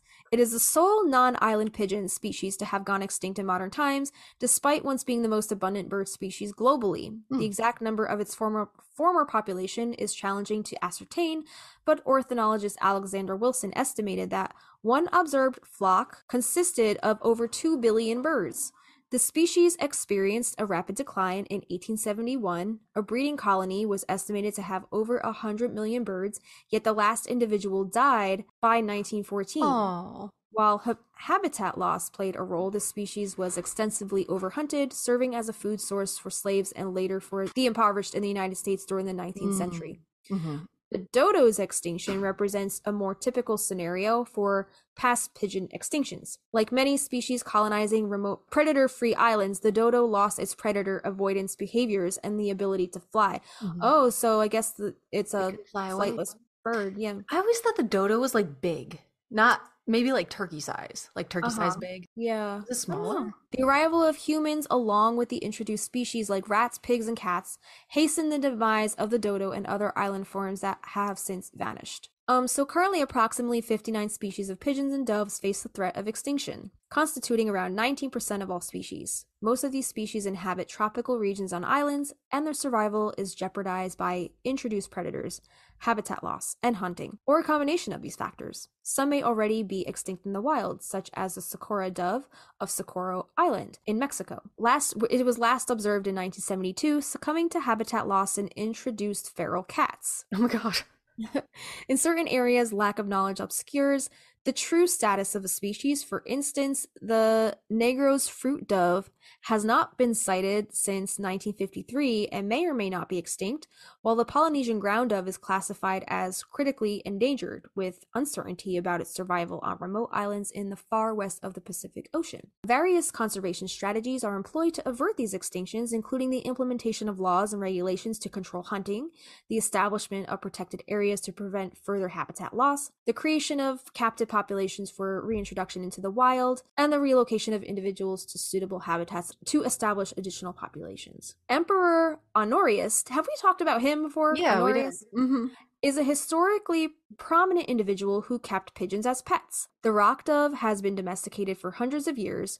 It has been bred into several varieties, kept by hobbyists, of which the best known is the homing pigeon or racing homer. Other popular breeds are tumbling pigeons such as the Birmingham roller, and fancy varieties that are bred for certain physical characteristics such as large feathers on the feet or fan-shaped tails. Domesticated rock pigeons are also bred as carrier pigeons, used for thousands of years to carry brief written messages, and release doves used in ceremonies. White doves are also used for entertainment and amusement, as they are capable of solving puzzles and performing intricate tricks, and we talk a little bit about magicians a little later on. A variant called the Zorito, bred for its speed, may be used in live pigeon shooting. In this whole thing, we're also talking about pigeons. And all these articles that we're going to read, they're kind of interchangeable. There are some differences between doves and pigeons, though, which we'll get into in a little bit. So you mentioned a little earlier about the cher-ami. We're going to talk about the domestication in the military and how they used them. Mm-hmm. Domestications of pigeons led to a significant use of the homing pigeons for communication, including war pigeons, such as the 32 pigeons who were awarded with the Dickin Medal for brave service to their country in World War II. So let's talk about the cher-ami, which Justina told us means dear friend. And there was information about why they spelled it out in the masculine. I'm not sure if that had to do with the military presence of its masculinity. No idea. Okay. So this says, in the web of military history, one figure stands out as a feathered hero whose valor surpassed the bounds of the ordinary. Cher-ami, the carrier pigeon of World War I. Amidst the ravages of the conflict, cher-ami embodied courage under fire, delivering messages that transcended the limitations of human communication in the direst of circumstances. And there's a little picture here in our notes, but this was I think I talk a little bit about it later, but this little pigeon only has one leg. Oh, little stand on little leg. Aww. So the year was 1918, during the Miyu's Aragon offense. I'm probably not saying that right. The Major Charles White Whittlesley found himself leading more than 550 men trapped behind enemy lines, on a hillside depression, bereft of food and ammunition. The grim reality of their situation was compounded by a friendly fire from Allied troops who, unaware of their location, inadvertently targeted them. Surrounded by the relentless onslaught of German forces, their survivors dwindled to a mere 194 men. In the face of communication challenges and the interception of human runners by the enemy, Major Whittlesey turned to carrier pigeons as messengers for a last resort. The first two attempts made by pigeons carrying urgent pleas for support and evacuation were tragically thwarted by enemy fire. It was then that Cher-ami, a 1-pound carrier pigeon, took center stage in a harrowing tale of bravery. Oh my God. With a message clutched in a canister on its right leg, Cher-ami was dispatched with the crucial note: "We are along the road parallel to 276.4. This is, I guess, latitude, longitude. I don't know. Our own military is dropping barrage directly on us. For heaven's sake, stop it." As it soared through the perilous skies, the Germans unleashed a barrage of gunfire. Cher-ami, defying the odds, was shot down but resiliently took flight again, covering 25 miles in a mere 25 minutes. Damn. That bird is booking. Back at division headquarters, Cher-ami's triumph return marked a turning point for the beleaguered 194 soldiers. His injuries, including being shot through the breast, blinded in one eye, and having one leg hanging by a tendon, bore witness to the sacrifice made in the line of duty. Army medics worked tirelessly to save his life, and when Cher-ami recovered enough to travel, General John J. Pershing personally saw him off on a boat to the United States. Oh, I know. Cher-ami's heroic deed did not go unnoticed. The pigeon was bestowed with the La Croix de Guerre Medal, with a palm oak leaf cluster, recognized for his gallant service in delivering 12 important messages in Verdun. His story, however, did not end on the battlefield. Cher-ami succumbed to his battle wounds on June 13th, 1919 at Fort Monmouth, New Jersey. Do you know where that is? Yeah. Monmouth County. Yeah. It's down south. Oh, okay. Yet his legacy endured through posthumous honors, including introduction into the Racing Pigeon Hall of Fame in 1931 and a gold medal from the organized bodies of American racing pigeons fanciers. Aww. I know. In November 2019, Cher-ami was further immortalized with the Animals in War and Peace Medal of Bravery, presented at a ceremony on Capitol Hill in Washington, D.C. This posthumous recognition elevated Cher-ami to a symbol of bravery not only within military circles, but also in the broader context of animals contributing to the cause of peace and freedom. Oh. To this day, Cher-ami's legacy lives on, resonating with American school children from the 1920s and 30s who regarded him as a hero on par with human World War I figures. The taxidermied remains of Cher-ami, mounted by Nelson R. Wood, find a permanent place at the Natural Museum of Natural History, part of the Smithsonian Institute, alongside Sergeant Stubby, a Boston Terrier mascot from the U.S. Army 102nd Infantry. Cher-ami stands as a testament to the indomitable spirit and sacrifice of animals in the service to humanity. The, quote, Price of Freedom exhibit at the National Museum of American History encapsulates this shared history, where visitors can witness the endured legacy of Cher-ami and his fellow comrades in arms. In 2021, even the bird's sex was confirmed through DNA analysis, confirming Cher-ami's identity as a cockbird, a detail that further enriches the tale of this extraordinary war hero. Cher-ami's courageous flights through enemy fire, his resilience in the face of grave injury, and his lasting impact on history solidified his place not only as a bird of remarkable fortitude, but as an emblem of bravery and sacrifice in the theater of war. And there's declarations for valor were also awarded to those. There were 32 other carriers, including 2 pigeons, one named G.I. Joe, and the other was named as Irish Patty. That's amazing. It's so cute. That is adorable. The bird was just doing his job. No fear. No fear. He got shot down and he got back up in the air and he kept going. I gotta get the fuck out of here. Yeah. Oh my god. That's an amazing story. Hits so you in the feels. I kind of want to go see him in the museum. Yeah. That's so cool. Okay, so since we've been interchanging these two words, dove and pigeon. The difference between a pigeon and a dove, I guess. All right. Yeah. So this article comes from I think we referenced this a little later on too. Windmoonmagic.com. Doves and pigeons are two distinct species of birds that belong to the Columbidae family. Although they are similar in many ways, there are some important differences between doves and pigeons that set them apart. So let's talk about their physical characteristics. Doves tend to be smaller and slimmer in appearance with a more delicate and streamlined build. Pigeons are typically larger and stockier with a more robust build and a rounder head. So one's like a power lifter and the other one's like a yoga instructor. I love that analogy. Basically, yeah. Okay. So the coloration. Doves are usually a pale gray or beige color, while pigeons can come in a variety of colors, including gray, brown, blue, and even white. And if you've ever seen the head of a pigeon, sometimes they look green or they look like that oil slick kind of color. Iridescent. Right? They're very pretty. Iridescent, yeah. And then their behavior, doves are typically more shy and cautious, while pigeons are more fearless and often seen in urban environments. They are the birds from the streets and they will cut a bitch. Yeah. Yep. Diet. Both doves and pigeons feed on seeds, grains, and other plant material. However, pigeons have a more varied diet and will also feed on fruits, vegetables, and human food waste. They will dumpster dive. And as far as their song, or I guess their whistle or whatever you want to call whatever their call, yeah. Doves are known for their distinctive cooing song, which is soft and soothing. And I always say Coraline sounds like a little dove or like a little pigeon. When like I'm petting her under the chin, she does that little she coos a little bit.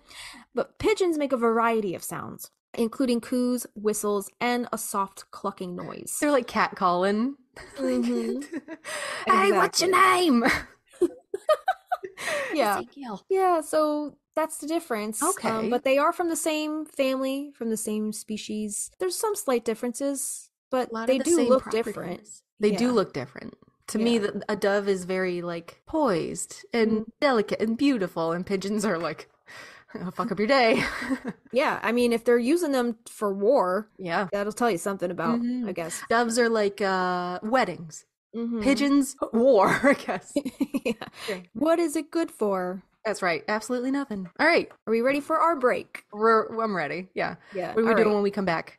All right. We're going to take a quick break. When we come back, we're going to do our card pull from the Inner Witch Oracle. Then we're going to talk about some cultural and religious symbolism. Okay. And we're going to talk about pigeons as messengers, as well as some pop culture and some of the songs that there's been so many songs throughout history about putting doves in song. And then you have a little bit about an Alice Hoffman book. Oh, yeah. Right? All right.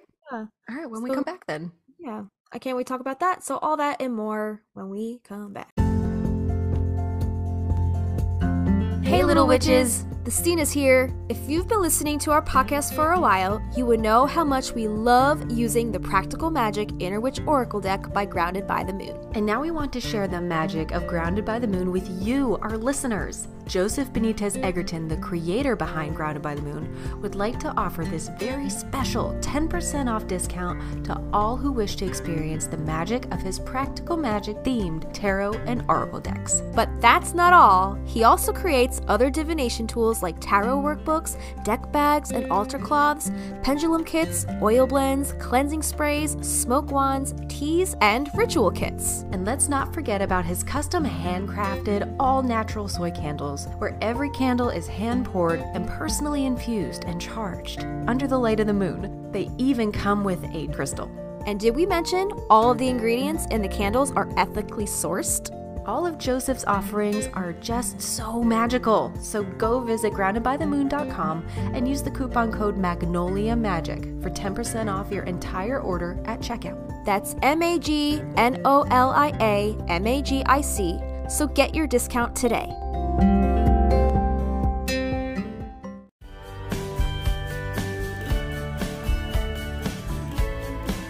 Hey, we're the Stinas, and you're listening to Magnolia Street Podcast.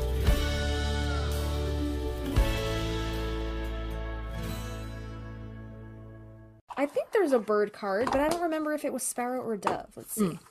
Let me know when to stop.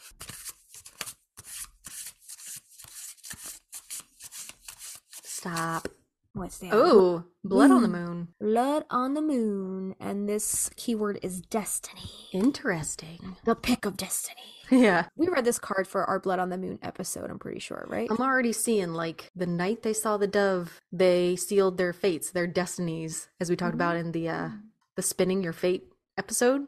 Like after that night, it changed everything in their lives, right? Yeah, I think so. This card, so keywords, destiny, and fate. So turn to the moon and call upon her guidance and magic. Follow the light of the moon and let her guide your way. She is offering you a message. You should not resist or fight. This is your destiny. Know that you are on the right path, listen to the moon, and be ready to accept the next important step coming into your life. Your path is paved and ready. You just need to find it. Engage with this divine energy to continue pushing ahead. The universe is not only protecting you, but it is walking alongside you, assisting you, and supporting your actions. Don't fight your destiny. Embrace it. And the mantra on the card is, I follow the illuminated path before me. So I agree with kind of what you were saying. Like once that bird came into play, Sally retreated a little bit, but Jillian's curiosity was piqued. Exactly. And it's interesting to think, like, was that their first time seeing that? And because maybe they felt like emboldened because their magic, they were feeling witchy and they were hanging with the aunts. The aunts are cool. Like, they're like, all right, we're going to check out what business hours look like. I think that was the first time they ever witnessed that because their reactions were so pure. Yeah. Right? Like they never had seen that before. And that seemed like an initial reaction to what the aunts were doing in that moment, in that scene. I'm finding like an interesting juxtaposition between Sally in the previous scene where she was killing it with her magic. She was in that book of spells. She was reverse blowing that candle, right? And the aunts were like blowing smoke up her ass, like, good job, Sally, good job. And she's like, yeah, I could do this witchcraft shit. Yeah. Right? And then Jillian was kind of the one like, what's my magic? And then on the flip side, on the next scene, when that love spell is introduced, then Sally is kind of like, oh, I don't know about this anymore. I don't know if I want to do this witch stuff anymore. She sees the underbelly of it. And now Jillian's kind of like, it kind of flipped the script there. And then Jillian's like, I want it. I want it. I can't wait to fall in love. Like, tell me more. Like, So it's kind of interesting how between those two scenes, we really saw the difference between two sisters. Yeah, you're right. I like that. Right? So I guess the dove was kind of that catalyst for, I guess, the both of them then, because we saw how Sally reacted to magic in the previous scene, and now we're seeing how Jillian is being called to her magic. Yeah, Sally likes when it's like nice and light and bright and, love and light. But so I think the dove definitely brought that, I guess, juxtaposition to and light. She's experienced loss, but I don't think they've seen like desperation of a woman, in that 100%. That darkness, that path where it will drive you. It'll drive you to some pretty dark places. Yeah, man. Talking about the key, the blood on the moon, that the symbol on the card, we saw where that it drove Jillian to that place in that dark motel, that seedy motel, in the depths of despair and like an abusive relationship. The evanescence. Sudbury. Yeah. So, it kind of came full circle, I think, for Jillian in that moment. Like, oh, this is what love is? Yeah, man. Let's hop into some Llewellyn information about culture and religious symbolism with the dove. This is called the healing wisdom of birds, the spirit of the dove. It says, the dove is one of those birds whose imagery is universal. It is a symbol of hope, purity, and faith, but many people would never think to look any deeper into its complex and ancient past. While researching for their book, it's entitled The Healing Wisdom of Birds, they pored through a vast pile of mythologies, goddess images, and religious associations centered upon birds and found a history of the dove much more intriguing than that of the modern-day archetype. They say, if we cast an eye back toward civilizations of ancient Crete, Egypt, and Greece, we can see the dove predominant as a cultural icon, harmonizing the apparent duality of sexuality and spiritual love. Although revered as a symbol of peace in many places, the dove is usually seen as an embodiment of the goddess and her divine powers. In Mycenaean iconography, the dove and the goddess motif appear as early as the 16th century BCE. The icon later spread throughout Greece, eventually evolving into the Greek goddess Aphrodite, the world's favorite deity of amor. Aphrodite is Venus, there it is, the connection there, in the Roman pantheon. Had the dove as her primary bird companion, not as a symbol of hope or faith, but as a profound essence of fertility that springs from sexual and emotional love. It all comes back to sex. Right. In an ancient Minoan pantheon, the goddess who overruled fertility and procreation had the dove as her sacred bird. The dove personifies the idea of union with the source of life that sexual energy and spiritual both thrive to fulfill. It is an enduring symbol of the soul, but at the same time reveals the connection between earthly love and the human need to reunite with the divine. Doves, like the goddess they adorned, have brought together the fundamentals of human experience in mythologies, art, and many religions, unifying divine love with erotic love into one spiritual experience. This reveals to us the undeniable relationship between the two aspects of human nature. But later cultures downplay the dove's role as a sacred image of sexuality. As always, it's always downplayed. And as time passed, alienated the dove from its primary symbolic foundations. The dove remains a lingering presence in the modern world, adorning holiday cards and church paintings, but the dove carries such a complex wisdom that is long cherished and universally celebrated. It is an epitaph of Aphrodite. The dove was a potent force of fertility and higher love. Later, this bird came to be the sacred bird of Bacchus, the Roman god of fertility, wine, and ecstasy. Would that also be, who's the Greek one? Dionysus. Many of these associations are distant today and frowned upon by more, quote, conservative organizations and religious belief systems. Why the dove? How does a quiet, ground-feeding little bird come to evoke such potent imagery from culture to culture? It is not a high-flying predator like the hawk, or an entertainer like the blue jay, or a graceful swimmer like the swan. And yet, its mythologies abound and its presence celebrated for its quiet, humble, and unrivaled purity. The dove mates for life, expressing that old-fashioned idea of loyalty and true love. They are affectionate and amorous birds and demonstrate unconditional love toward their companions and their young.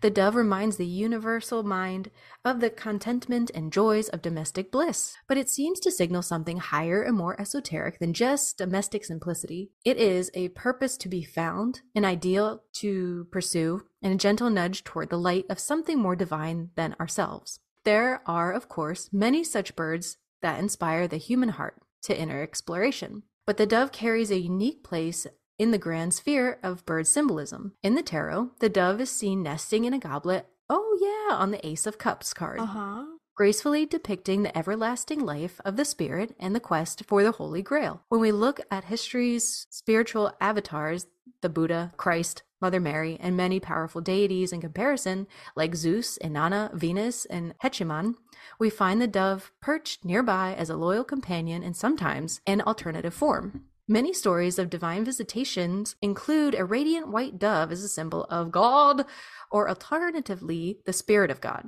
In the Bible, John the Baptist commented how the Spirit of God descended upon him like a dove in Matthew 3:16, and most people know of the dove's role on Noah's Ark. Many cultures, even today, have symbolically released doves as a gesture of freedom, hope, and most predominantly the release of the spirit from the confines of the physicality after death. A more contemporary ceremony involves the releasing of doves at weddings to signal the promise of fidelity, love, and a peaceful home, although this is not a practice that holds the dove's best interest in mind. Yeah, I was actually researching a little bit into that, like what the fuck happens to the doves after they release them.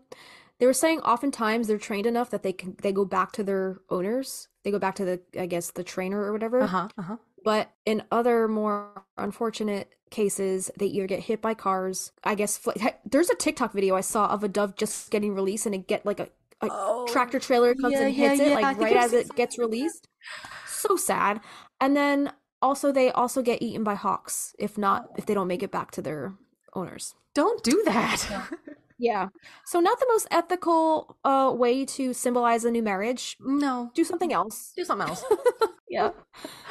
So this last little bit says, although the doves have such an extensive symbolic past, the bird's fame, particularly as a symbol of peace, was solidified when we have a lot more on this later. Pablo Picasso made this image famous in 1949 when the World Peace Congress in Paris chose his lithograph La Colombe, the dove, as its emblem. From that point on, the dove became a symbol of the peace movement and has remained such an integral part of the human psyche ever since. Many people in busy modern world walk by such birds, indeed all birds, with very little thought as to what they once stood for. Researching over 40 birds for their book, The Healing Wisdom of Birds, they were cast back in time when everything had some kind of otherworldly meaning, when each individual bird was once a god or a goddess or carried a powerful message to the human spirit. And they continue on to say the distant past of bird symbolism finds a new light in the world.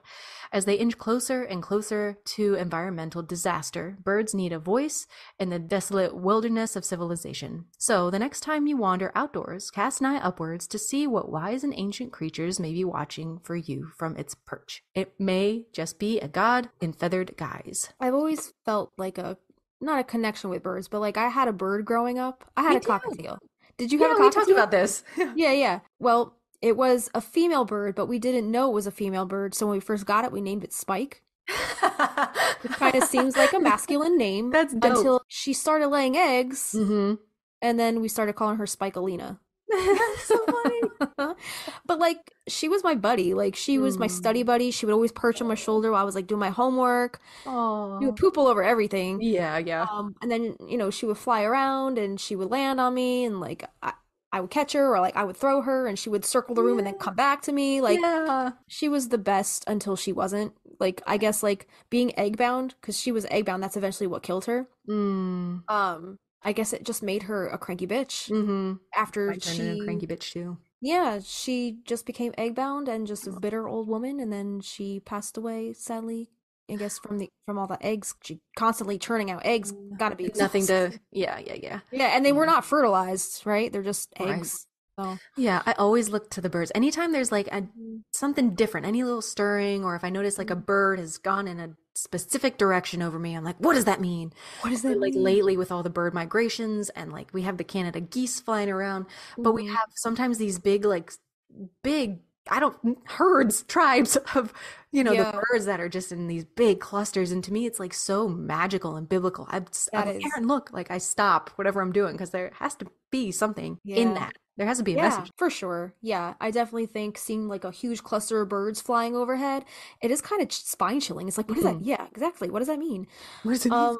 One other thing that it has a meaning in my life anyway, we have a lot of cardinals and blue jays around my house. And I remember when, like, shortly after my grandfather had passed, he passed in February of 2018, and that following June, we had got this house. We were still living in my parents' house shortly after our wedding, but in June, we got this house, and I was seeing a lot of cardinals around, and I was like, what does that mean? Cardinals, what does that mean? And I was looking up cardinals, seeing a lot of cardinals. It's a message from a loved one that has passed on. And I'm like, I just like put the two and two together. I was like, oh, well, that makes sense. Yeah. My grandfather, he would walk around the house whistling. Ah, that's cute. So I'm like, of course he would come back as a fucking bird. That's adorable. It just made sense. So I was like, every time I see a cardinal, it makes me think of my grandfather.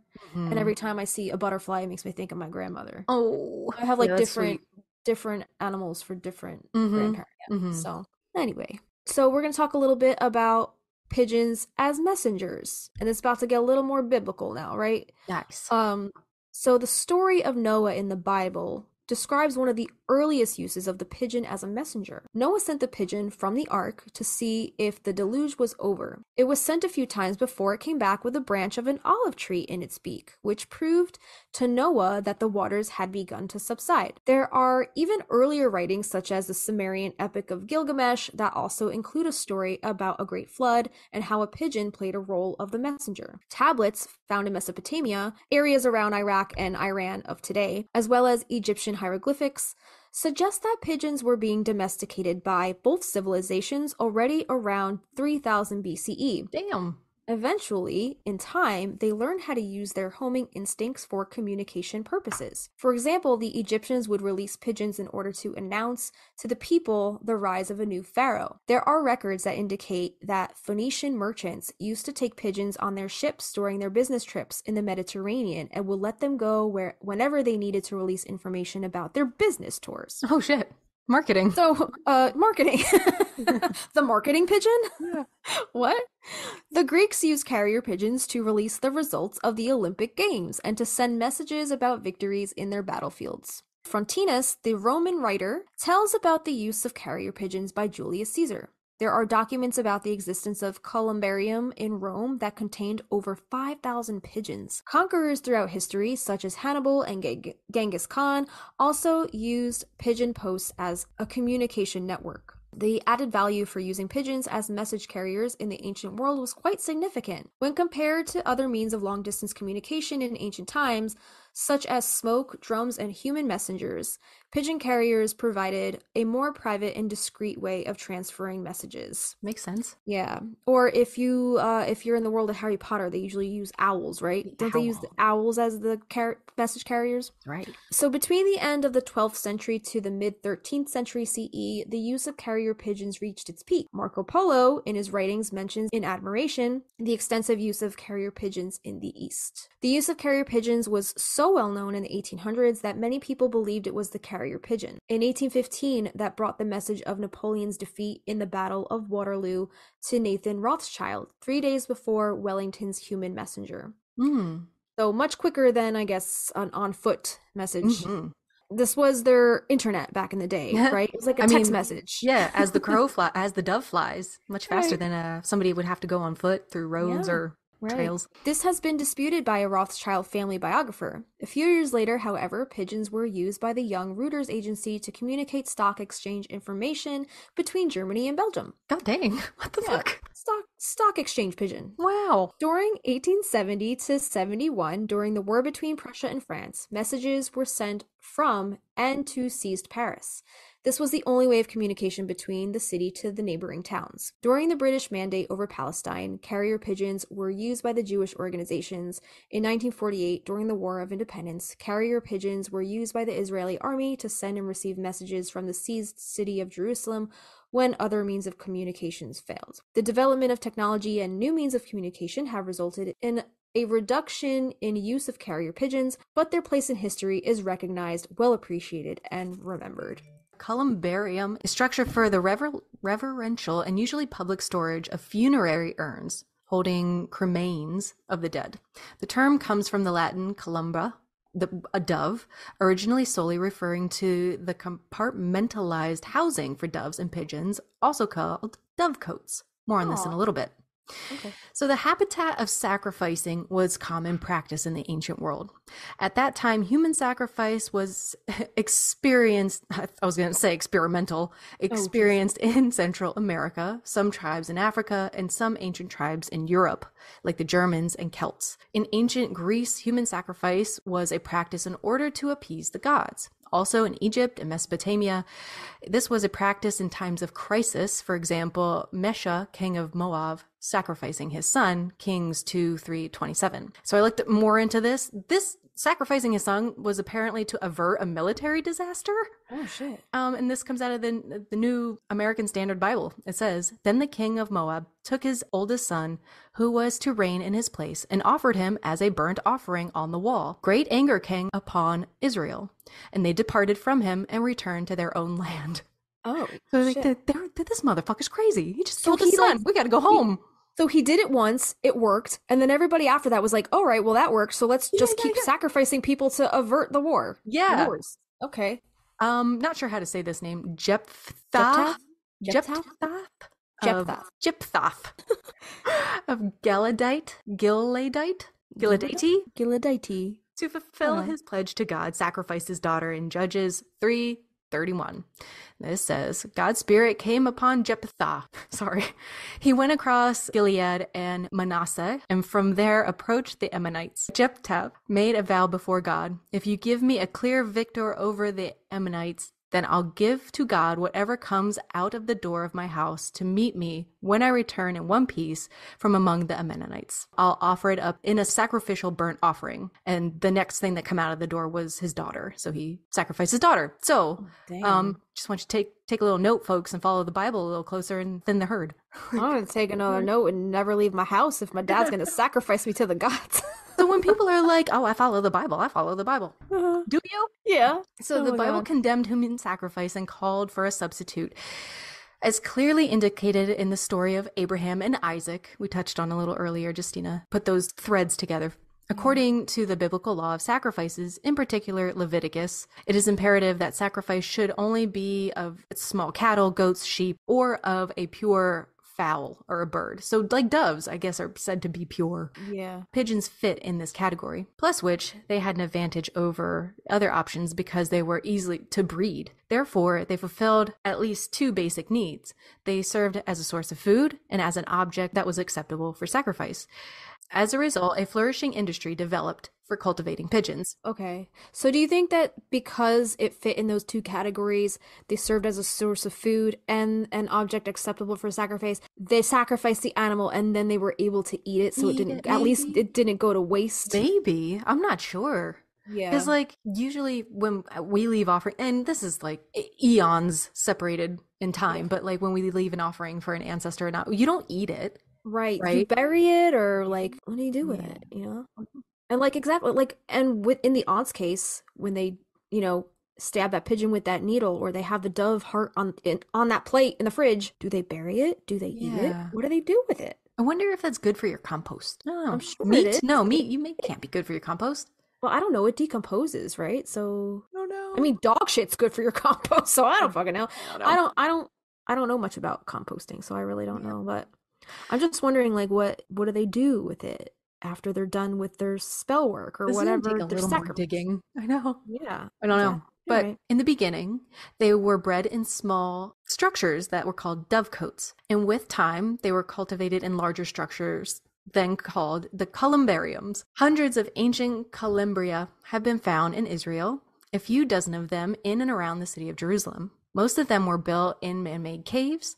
The others were built above ground in forms of towers. These were found in the city of David, Jericho, Masada, Herodium, and in other cities in Jerusalem, dating back to the Hellenistic and early Roman periods. Most of those that were built above ground did not survive. Some that were created under the ground remained in good shape. A number of them, found close to Beit Govrin, southwest of Jerusalem, were shown in the pictures on this page. You can visit. We'll supply the links.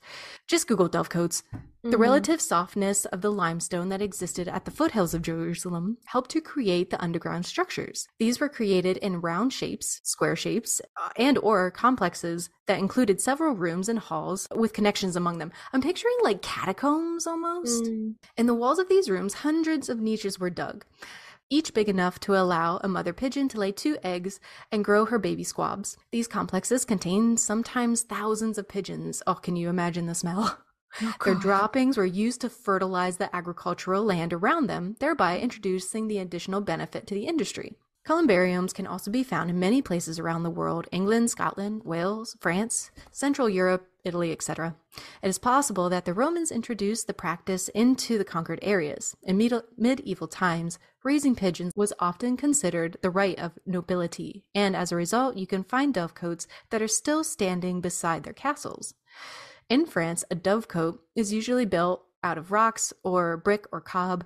You can find dovecotes in France that could accommodate over 2,000 pigeons. The pigeons were encouraged to breed in clay basins and sometimes braided wicker baskets. I've been watching Stanley Tucci's tour of Italy on HBO Max. I feel like I saw him. He visited, if it was him, it might have been a different show. They visited, it was like a cave, and there were holes in the cave for pigeons or doves, and that's how they would, I guess the village would eat, because they captured the doves in these holes. Okay. They breed in these holes, and they would never go hungry. Like, they always had food, some source of food. Yeah. All right, so we'll talk a little bit about dove symbolism. So doves, typically domestic pigeons, white in plumage, are used in many settings as symbols of peace, freedom, or love. Doves appear in the symbolism of Judaism, Christianity, Islam, and paganism, and of both military and pacifist groups. The archaeological discovery of lifelike pigeon images besides the figurines of the goddess, dating from the Bronze Age between 2400 and 1500 BC in Sumerian Mesopotamia, confirms these ancient roots. Worship of the goddess and her bird spread to Crete, where she was depicted with doves on her head, and also to Cyprus, where the birds can be seen on Roman coins perching on the temple rooftops. In the Greco-Roman classical world, Aphrodite, also Venus, was regarded primarily as the goddess of love, to whom pigeon offerings were made in exchange for blessings and favors in such matters, while Demeter, or Ceres, another version of the mother goddess, sometimes borrowed the dove symbol. Hachiman, Hera, Irene, and Ishtar. Who the hell's Irene? Who's Irene? Is there a goddess Irene? Is that it? Look it up. Look it up. Okay. Also remembers that the dove is a symbol in Christianity. Also spelled Eirene. Okay. Oh. Okay. More commonly known in English as peace, is one of the Horae, the personification and goddess of peace in Greek mythology and ancient religion. She was depicted in art as a beautiful young woman carrying a cornucopia, scepter, and a torch. She usually is said to be the daughter of Zeus and Themis, and thus sister of Dike and Oinomia. Her Roman equivalent goddess is Pax. Interesting. Irene.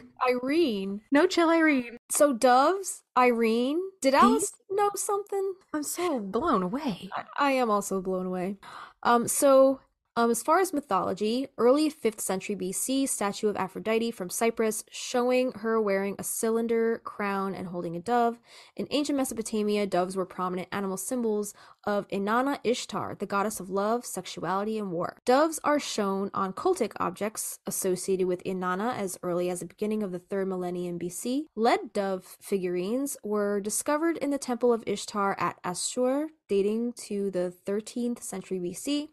And a painted fresco from Mardi, Syria, shows a giant dove emerging from a palm tree in the temple of Ishtar, indicating that the goddess herself was sometimes believed to take the form of a dove. In the ancient Levant, doves were used as symbols for the Canaanite mother goddess Asherah. The ancient Greek word for dove was peristera, which may be derived from the Semitic phrase para Ishtar, meaning bird of Ishtar. In classical antiquity, doves were sacred to the Greek goddess Aphrodite, who absorbed this association with doves from Inanna Ishtar. Aphrodite frequently appears with doves in ancient Greek pottery. The temple of Aphrodite Pandemos on the southwest slope of the Athenian Acropolis was decorated with relief sculptures of doves with knotted fillets in their beaks, and votive offerings of small white marble doves were discovered in the temple of Aphrodite.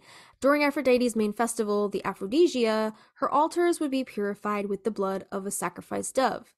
Aphrodite's associations with doves influenced the Roman goddess Venus and Fortuna, causing them to be associated with doves as well. So the love spells. That's why they're using the dove. Yeah. Because it's Aphrodite. Boom. There it is. Aphrodite, Venus, all the love gods, goddesses. Sexuality, desire. God, Irene.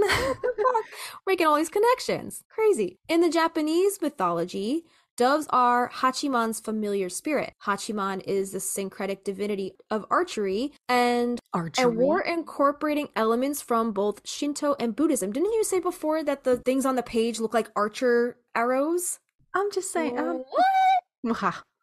Wow. Blowing my mind. Yeah. All right. So a little bit about Judaism. According to the biblical story, Genesis 8:11, a dove was released by Noah after the flood in order to find land. So we touched briefly before about this. It came back carrying a freshly plucked olive leaf. In Hebrew, it's alai zaif, a sign of life after the flood and of God's bringing Noah, his family, and the animals to land. Rabbinic literature interpreted the olive leaf as the young shoots of the land of Israel, or the dove's preference for bitter food in God's service, rather than sweet food in the service of men. Do you remember how old Noah was? No. 600? He was 600. Oh, yeah, we talked about this in the Gustav episode, right? 600, guys, come on. 600 years old. This folklore is insane.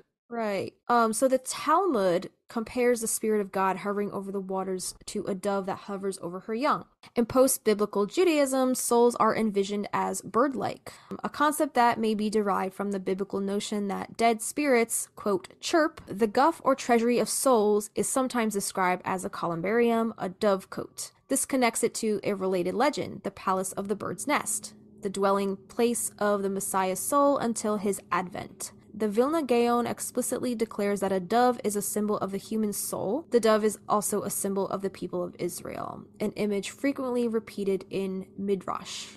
In Christianity, the symbolism of the dove is first found in the Old Testament book of Genesis in the story of Noah's Ark, and the dove came into him at eventide And lo, in her mouth an olive leaf plucked off. So Noah knew that the waters were abated from off the earth. Genesis 8:11. And also in the New Testament Gospels of Matthew and Luke, both passages describe after the baptism of Jesus, respectively, as follows, quote, "And Jesus, when he was baptized, went up straightway from the water, and lo, the heavens were opened unto him, and he saw the Spirit of God descending as a dove and coming upon him," end quote. And in Matthew 3:16, "And the Holy Spirit descended upon him in bodily form like a dove, and a voice came from heaven.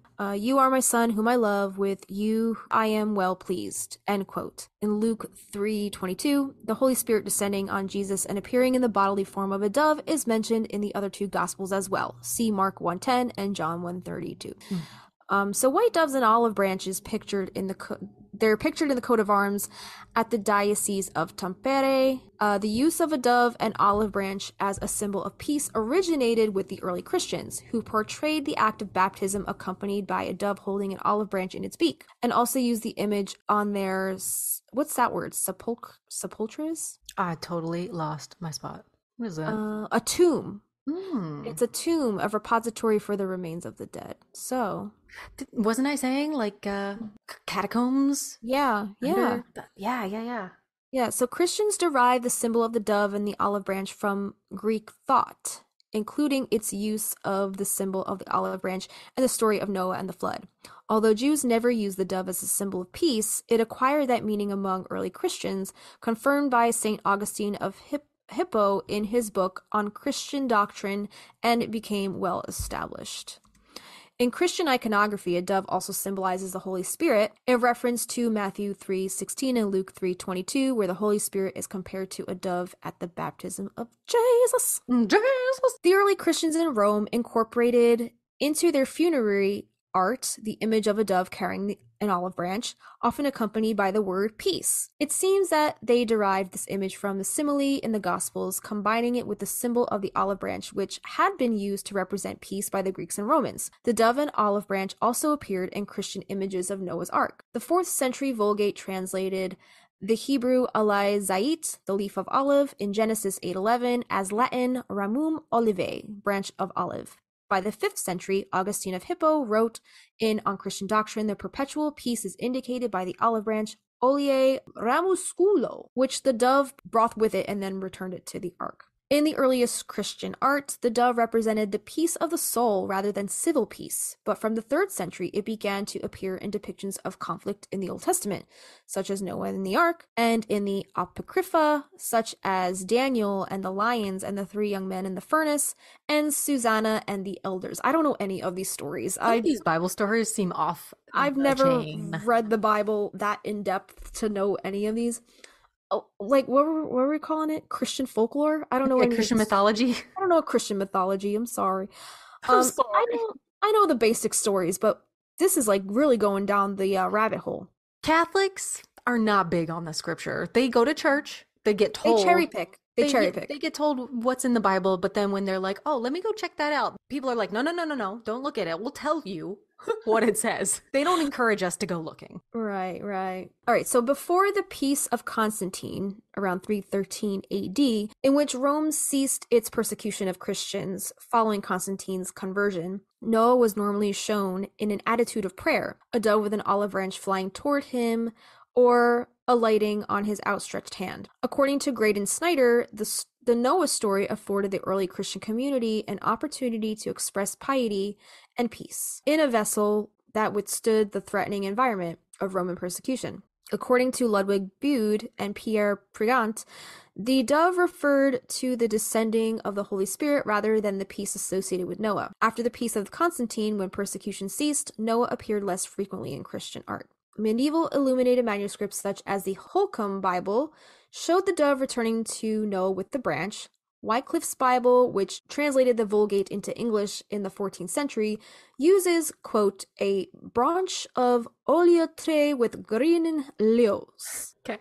A branch of olive tree with green leaves. Yeah. In layman's terms, in Genesis 8:11. In the Middle Ages, some Jewish illuminated manuscripts also show Noah's dove with an olive branch, for example, the Golden Haggadah, about 1420.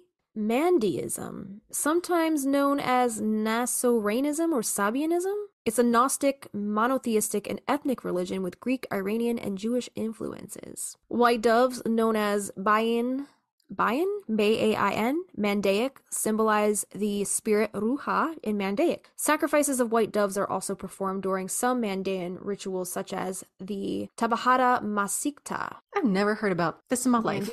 Yeah, I've never heard of Mandeism. Mandy Moorism? Mandy Moorism. I wanna be with you. That's my favorite song.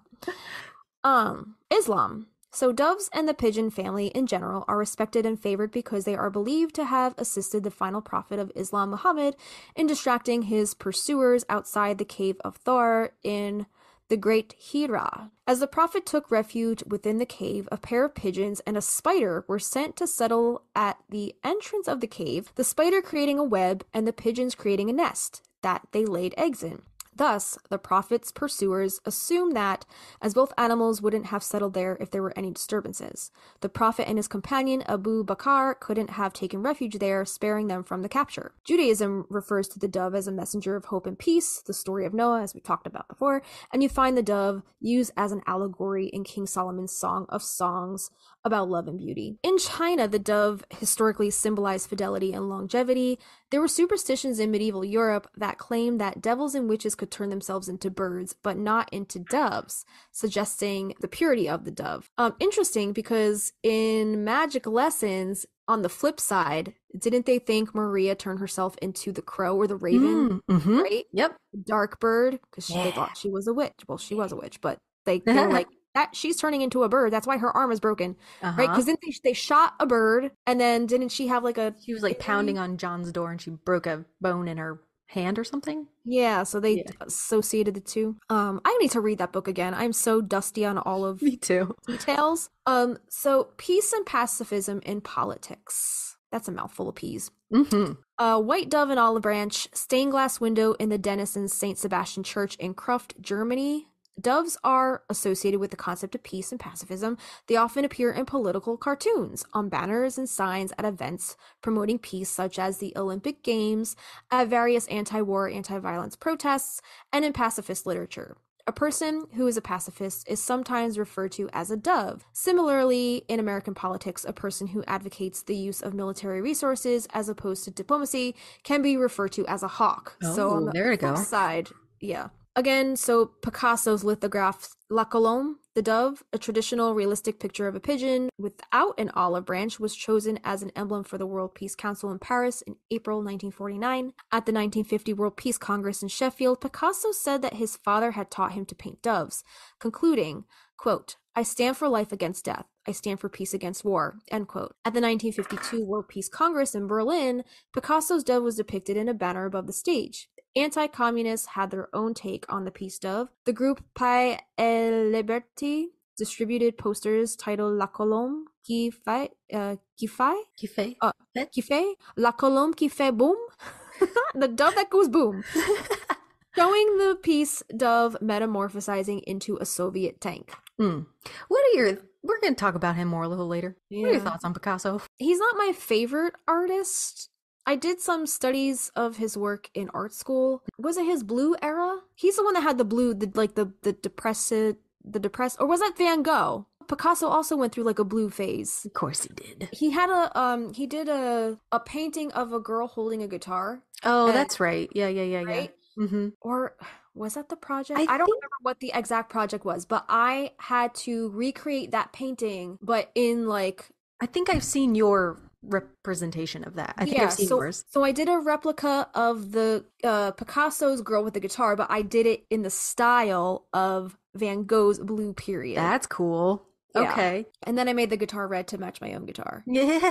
Nice. So I always get those two confused. Maybe that's why. But Cubism, not my favorite medium. He also did Guernica, which is a fascinating piece, though. I don't know anything about it. I always really like Guernica. And if you look up Guernica, it's that like really war-torn. It's long. It's like a long painting. And the whole painting symbolizes kind of a war. And the figures in that painting always like fascinated me for some reason. It's just, the style of that painting is really cool. But in general, would I consider myself a Picasso fan? Not necessarily. I think I'm more of a Van Gogh person. Yeah, okay. Yeah, I have the same feelings about Picasso, I think, about Neil Young, I think.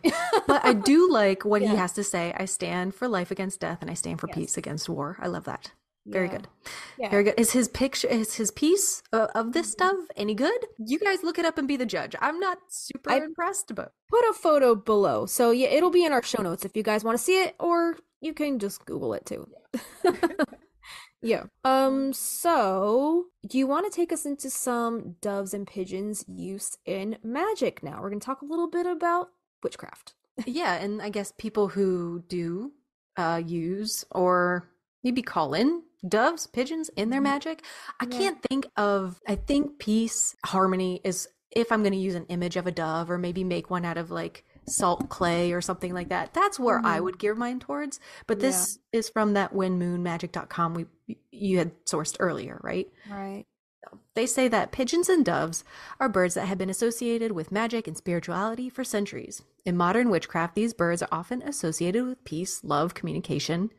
Doves are often associated with peace and love and are often used in spells and rituals to promote these qualities in a relationship or in the world at large. They are also seen as messengers of the divine, carrying prayers and wishes to the spirit world. Pigeons, on the other hand, are often associated with communication and understanding. In some cultures, pigeons are seen as messengers of the divine, bringing messages of peace, love, and harmony. They are also associated with the element of air, which is associated with communication, thought, and intuition. Ayo, Gemini.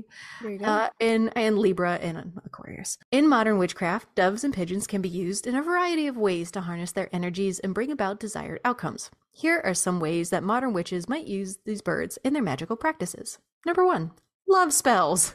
There you go. Doves are associated with peace and love, and they can be used in spells to bring these qualities into a relationship or promote peace in the world. And Aphrodite, Venus, it's all there. Irene. Communication spells. Pigeons are associated with communication and understanding, so they can be used in spells to improve communication and to promote understanding in relationships or in the world at large. I want to speculate. Do you think that guy had any knowledge of Irene? Do you think it was just somebody she saw and has been like crushing on so hard? Or do you think it's somebody she's been fooling around with and she's like, I need him to leave his wife because he's not with his wife and he's messing with me? Part of me thinks that he doesn't even notice her. You might be right. I never even thought of that. I always just assumed that this was somebody that she's been involved with for quite a while, and then like it was kind of that whole situation, like he would tell her, I'm gonna leave my wife, and then he just never does and just keeps giving her the runaround just to keep her on a string. That was the impression I always got, but you could be right. We'll never know. We'll never know. These they can also be used in peace spells. Doves are often seen as messengers of peace, so they can be used in spells to promote peace and love in the world or in specific situations. Wishing spells, both doves and pigeons, are often seen as messengers of the divine, so they can be used in wishing spells to carry prayers and wishes to the spirit world. Speaking of spirit world, before we get into the product, were you going to say something else about that real quick? I was just going to ask you if you were to use doves or call in doves, like what would you lean toward? I said what I said and then I kind of moved on. I'm so sorry.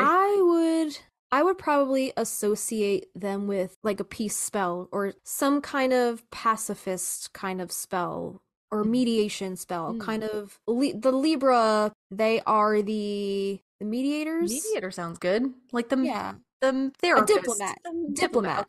Okay. Yeah.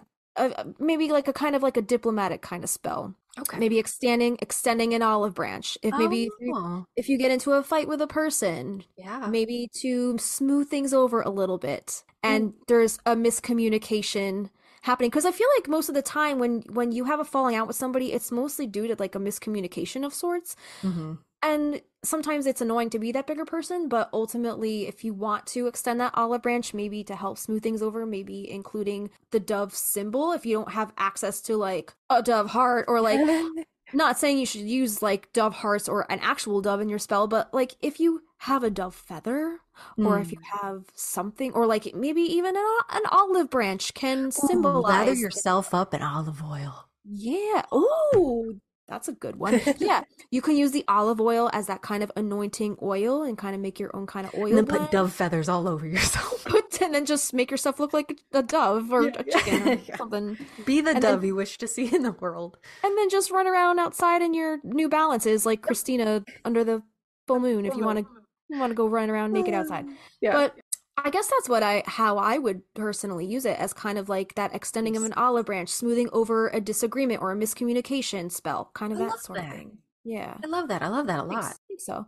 And then also, if you want to include, I like including tarot cards, like the archetypes and the symbolism in those cards. I know, well, the Libra card isn't that represented by the Justice card, making things right? Because that's kind of like making things right. It's also ruled by Libra, which is the balance of the scales, and then also you have the sword in there, which is ruled by air and bird, and that bird magic, if you want to any kind of, I guess, the suits to represent that bird energy. If you want to continue to have a relationship with that person, Right. It's part of communication is the only way, and most of the time we shut down because we're scared, we're hurt, we're upset, and being angry, they say it's like a secondary emotion, and I think that's a great way to maybe open yourself up to being the bigger person. I'm not saying keep getting your shit kicked around, don't take no shit, but if you feel that this person is healthy for you, you love them, you go for it. Because miscommunications still happen even with the people that we love, that it's not an abusive relationship. Miscommunications happen regardless of whether or not abuse is involved in the picture, right? It happens with us every now and then I'm like, I'm so sorry, I was a bitch. Well, and vice versa. I'm sure there's times where I'm like, I come off like a bitch, and like, it just takes a mature relationship to keep those both sides of the streets flowing and just keep that relationship just evolving and growing, and that communication needs to be constantly worked on if you want to make that relationship a strong one. I like the meaning of the dove and the communication and the extending of the olive branch, and I can't tell you how many friendships have ended over a stupid miscommunication, and neither party wants to own up to their mistakes or fuck ups, but things happen when you're young, and the ship has sailed by the time you realize that, oh, maybe I was the asshole in that situation. But then the ship has since sailed, so you're like, I really don't feel like I need to revive that relationship in my life. Maybe it was just a learning lesson, and I'll just apply that to new friendships in the future. There's always two sides, and you are probably the bad guy in somebody else's book. You're always gonna for sure, I think you're always in the right because you're the main character in your story. But by using the dove to come to realization of those Tom Petty tendencies of being right all the time. We can all be Tom Petty. I know I could still be Tom Petty sometimes, but I like using the dove as a reminder to maybe the dove can also be a symbol of self-awareness, knowing when is the right time to own up to your own mistakes or ego, right? Putting your ego aside and just not letting your pride get in the way to come forward and say, I fucked up, I'm sorry, and that makes me think of the pigeon, the cherami, and his courage. It takes a lot of courage to be the bigger person, to own up to those things. All connected. All fucking connected. But there are some products, Justine's going to tell us, we're not sponsored. We just found some different products having to do with dove's blood. Yeah, so this is actually The Witch of Walkerville, Dove's Blood Ink. And this is from smudgemetaphysical.com. This says, Dove's Blood Ink is traditionally used for spells involving love, desire, blessings, reconciliation, friendship, and loyalty. It's also used to seal pacts and promises, like a blood oath. Don't we have a blood oath episode coming up? We do. Shit. Okay. So its magical heritage stretches back to ancient Greece when a pair of doves, it says her favorite bird. Oh, Aphrodite. Okay. A pair of doves would be sacrificed by Aphrodite, because doves are her favorite bird, by love petitioners. Dove's blood ink is attributed to Venus. Usually it is a dark pink or a red ink with essences of Venus herbs, such as rose, jasmine, or geranium. A little bit about dove's blood. Though they refer to the ancient practice of writing spells and pacts in blood, dragon's blood, dove's blood, and bat's blood ink are actually high-quality red pigments that contain no blood. They are used in hoodoo and witchcraft to inscribe magical seals and talismans. blood type inks are based on dragon's blood, also known as cinnabar, a natural resin, which is also, I guess, what the dragon's blood powder is made out of, that resin. Cinnabar. Yeah, that has been used for centuries as a pigment, varnish, and incense. So we're sorry to burst your bubbles, everybody, but there are no dragons used in the process of making dragon's blood, unfortunately. Yeah. I would love to be all Khaleesi about it. Are you a Game of Thrones fan? I would love to be Khaleesi, but unfortunately, dragons don't exist. But these inks are imbued with the essence of various herbs and plants appropriate to the different types of workings. So the Witch of Walkerville, they're formulated and created by Michelle, and she's the owner of Smudge Spiritual Boutiques. She's on Instagram over at Smudge Metaphysical. Okay. So you can get a vial of this dove's blood, I guess this blood ink. Oh, that's from conjuredcardia.indiemade.com. Okay, so this is a different product. Again, also, this is not a blood ink, though. This is a dove's heart oil. And this is a great oil to have on hand, whether you use it on yourself to promote compassion, use it in family matters, or in romantic venues. This oil has many logical uses. It provides calming relief when tensions are high or during stressful times, calms the spirit, promotes peace, settles matters of the heart, great for cleansing and healing the home. It's created with honeysuckle, vanilla, peach, and bay. It also contains a traditional hoodoo method of combining special ingredients to make it appear that there is a heart and blood droplets in the bottle. There is no actual tissue or blood in this bottle. This is a traditional method used to ensure potency and authenticity to the oil, and the quote heart is what gives this oil authenticity. And you can buy a bottle of this on that website for $14.99. We'll link it. Yeah, and the owner of Conjured Cardia is Moma Sera. While we're on the topic of magic, should we talk a little bit about doves in dreams? Because I forgot to put this in. Oh, yeah. Yeah. Do you want me to do it now? Yeah, we can. Yeah. While we're on the topic of magic. All right, Mercedes Ryan, the Ultimate Dictionary of Dream Language. Here we go. If you dream of doves, you will enjoy victory in all phases of your life, especially in matters of love. Do not waste time deciding. Pursue someone you desire. You have taken too long to make a move in the direction you want to go. For the next 3 days, the cycle will be perfect for you to make a romantic overture. That's pretty on the nose. She also has Dead Dove and Dovecote. So maybe I'll do Dovecote since we're going to talk about those next. Yeah. And if you dream about dovecotes, and those are the little sanctuaries where doves are bred and kept. So any form of reconciliation with another individual is possible. If you make a move within 4 days, this will rapidly develop into a wonderful situation. So what we were basically just talking about, being the bigger person, extending the olive branch. We're amazing. Right? Yeah.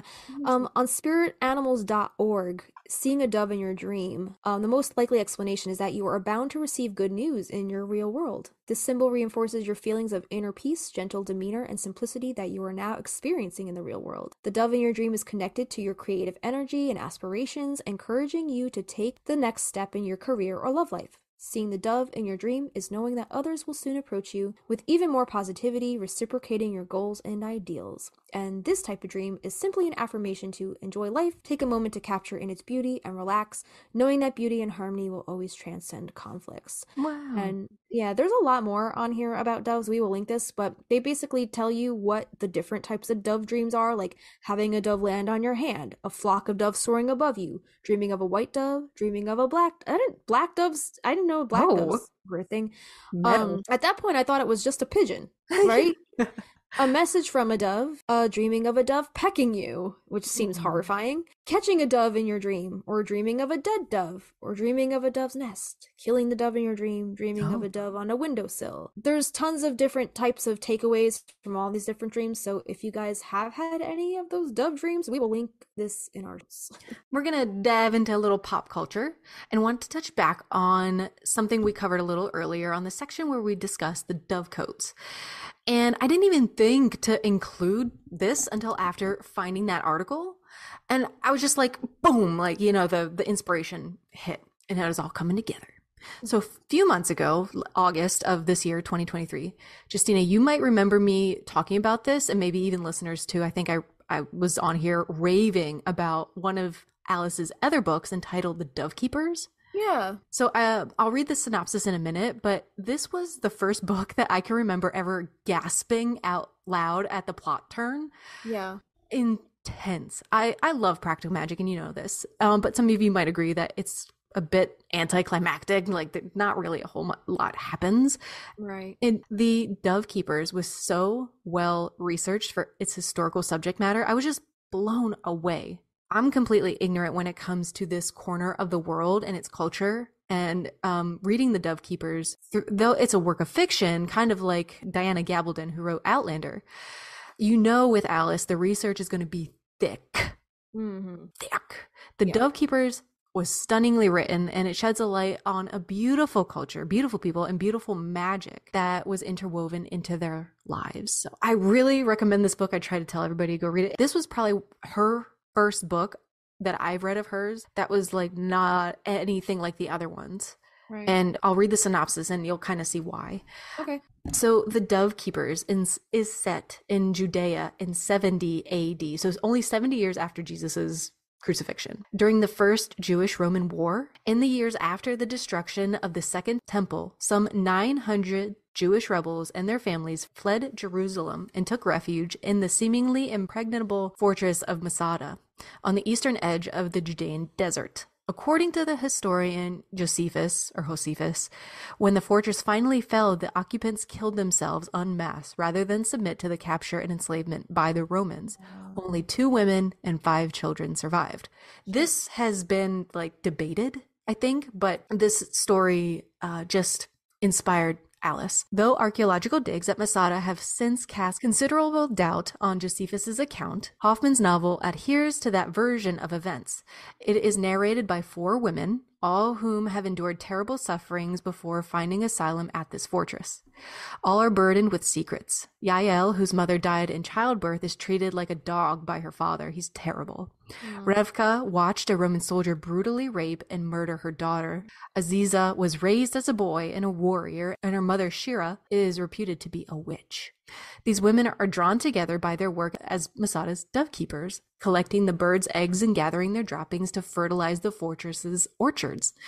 The work is humble and dirty, but amid the filth and noise of the birdhouses, the women grow closer and their lives become inextricably bound together. This is from The Guardian, by the way, this next little bit. They say that this is a world in which trust in the immutability of one's destiny is matched by the desperate belief that the right magic can change the future. The dove keepers' lives are punctuated by prayers, curses, and omens. Their decisions are directed by prophecies and by dreams, their faith sustained by miracles. And we know that, they say from Josephus, how the story must end. And this only adds to the sense so strongly shared by the women themselves that their fates are already decided. Alice does give a little interview on, I think this is YouTube, and she says that I came to write The Dove Keepers because of a trip I made to Israel. I went to Masada, the ancient fortress where 900 Jews committed suicide rather than submit to Roman rule and enslavement. I really went as a tourist, and I had a much different experience than I thought I would have. I really felt the past all around me, and I thought there were so many voices that had been silenced. I've really felt those voices come to me, and that's how the book began. I researched the book in many ways over a period of about 5 years. Wow. I did a lot of reading. So real quick, the text she uses and the different ancient words she uses for different things is so beautiful, and it like really triggers your detective skills. Yeah. She says, I used as my main text the work of Josephus, who is really the only historian at the time, the only person who has a story to tell about what happened during the Roman occupation of Jerusalem. When I first began to read Josephus's work, I was very surprised because of the account of Masada was not the account that I had always heard, but I had no idea that there had been survivors. In Josephus's account, he says that 2 women and 5 children survived, and that really sparked my imagination.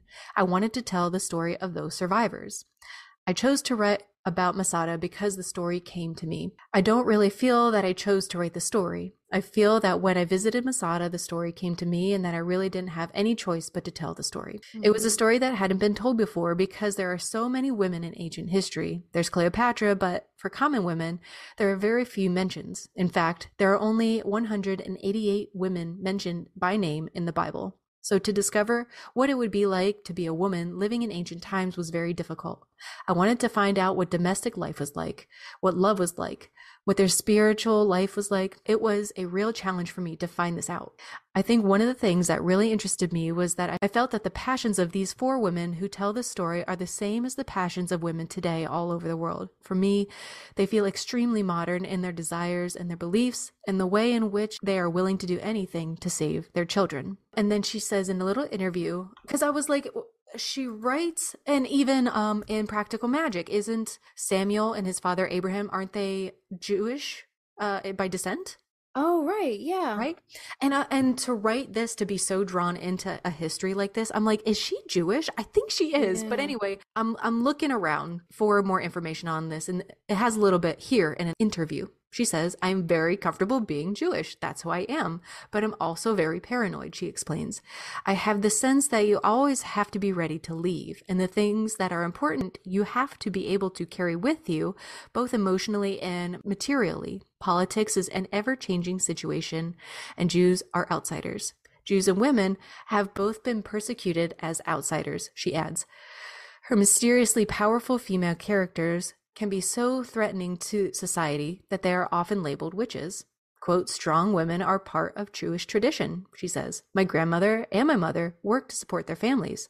They made the decisions. Her relationship with her Russian-born grandmother, Lily, had a huge impact on her. Though Lily was not religious, she was, quote, very Jewish, and would tell, quote, personal folktales about villages in a frozen world where men would disappear for the whole winter to go logging. It was such a fairy tale world compared to the suburban Long Island, Hoffman says, who has replicated the mother-daughter-grandmother triad in many ways in her books, right? Right, yeah. And we wanted to touch on a little bit also, I discovered that Alice is a mother and she's married.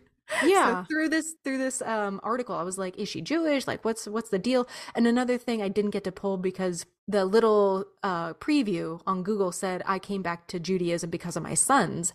And I'm like, your sons? And then when I blew it up, I couldn't find that part ever again. Right. So, sorry, Alice. She is married. She has a partner. I don't know why I thought she had no children because didn't they talk about that during her interview with Hillary when we went to see her? Didn't they touch on that a little bit? I could have sworn. Yeah, that her books are her kids.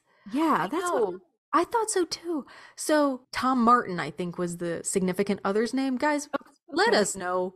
Yeah. Just going off what Google said. I'm like, her sons.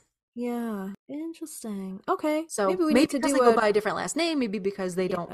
Maybe they're estranged. Maybe they don't want to be in that limelight. Who knows? I don't know. Yeah. All right. Take me away. We're going to talk about some Dove symbolism in music. So going back to our Stevie Nicks episode, which was I don't remember what number the Stevie episode was, but we deep dived on more Stevie's music in a WMSR episode. That's session number 4. If you guys want to go listen to that WMSR episode, we talked about her hit song Edge of 17, where she sings about the white-winged dove.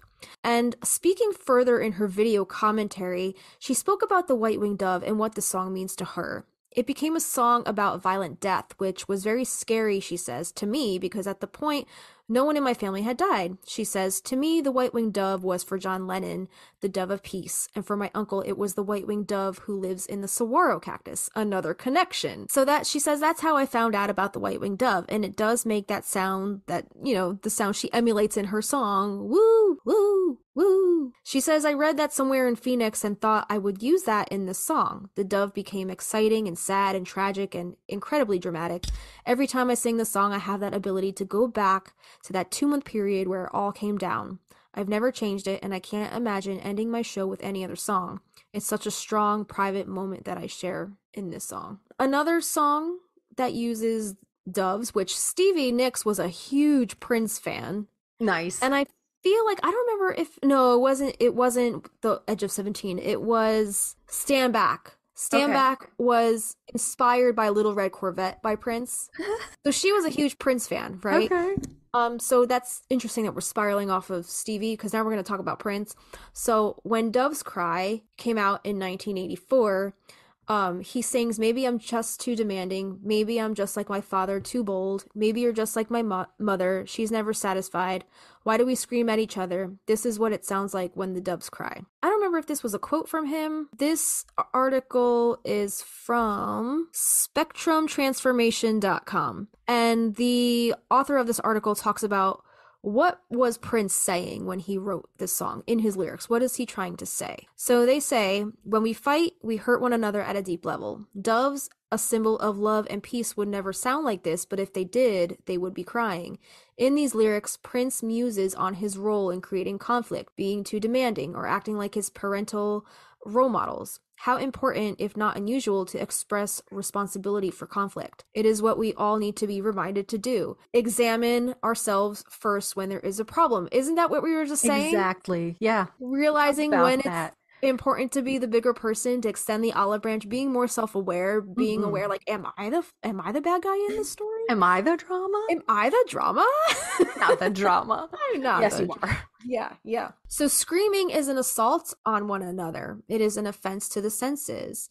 It is incongruous as doves crying. There's a whole other article, the deeper meaning of when doves cry, so we'll link this in our show notes down below.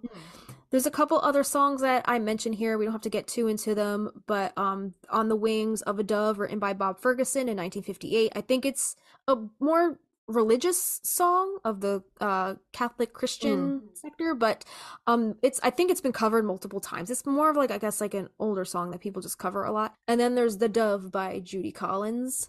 I like Judy Collins. I don't know the song though. Yeah, I don't know that song. I'll have to we'll link it. We'll link these in the show notes. But maybe I'm just too demanding. Good song. I love the synth in that song. Synth on overdrive. Like my father to bone. Well, we're coming off Christmas on this one, and you have this coming up. What is a turtle dove the same as a mourning dove? That's what I didn't know. So, okay. We're going to talk about the two turtle doves, the mention in that annoying freaking song, the 12 Days of Christmas. It's just, it goes on forever. It seems like there's no end in sight. I found this article on wilsonevergreen.com, and this article, it analyzes the true meaning of that song, the 12 days of... This says the 12... Oh, I thought that said Dave's. It did. Daves. I'm changing it. Oh, you changed it? Okay. 12 Daves of Christmas. Who's Dave? Dave Grohl, Dave...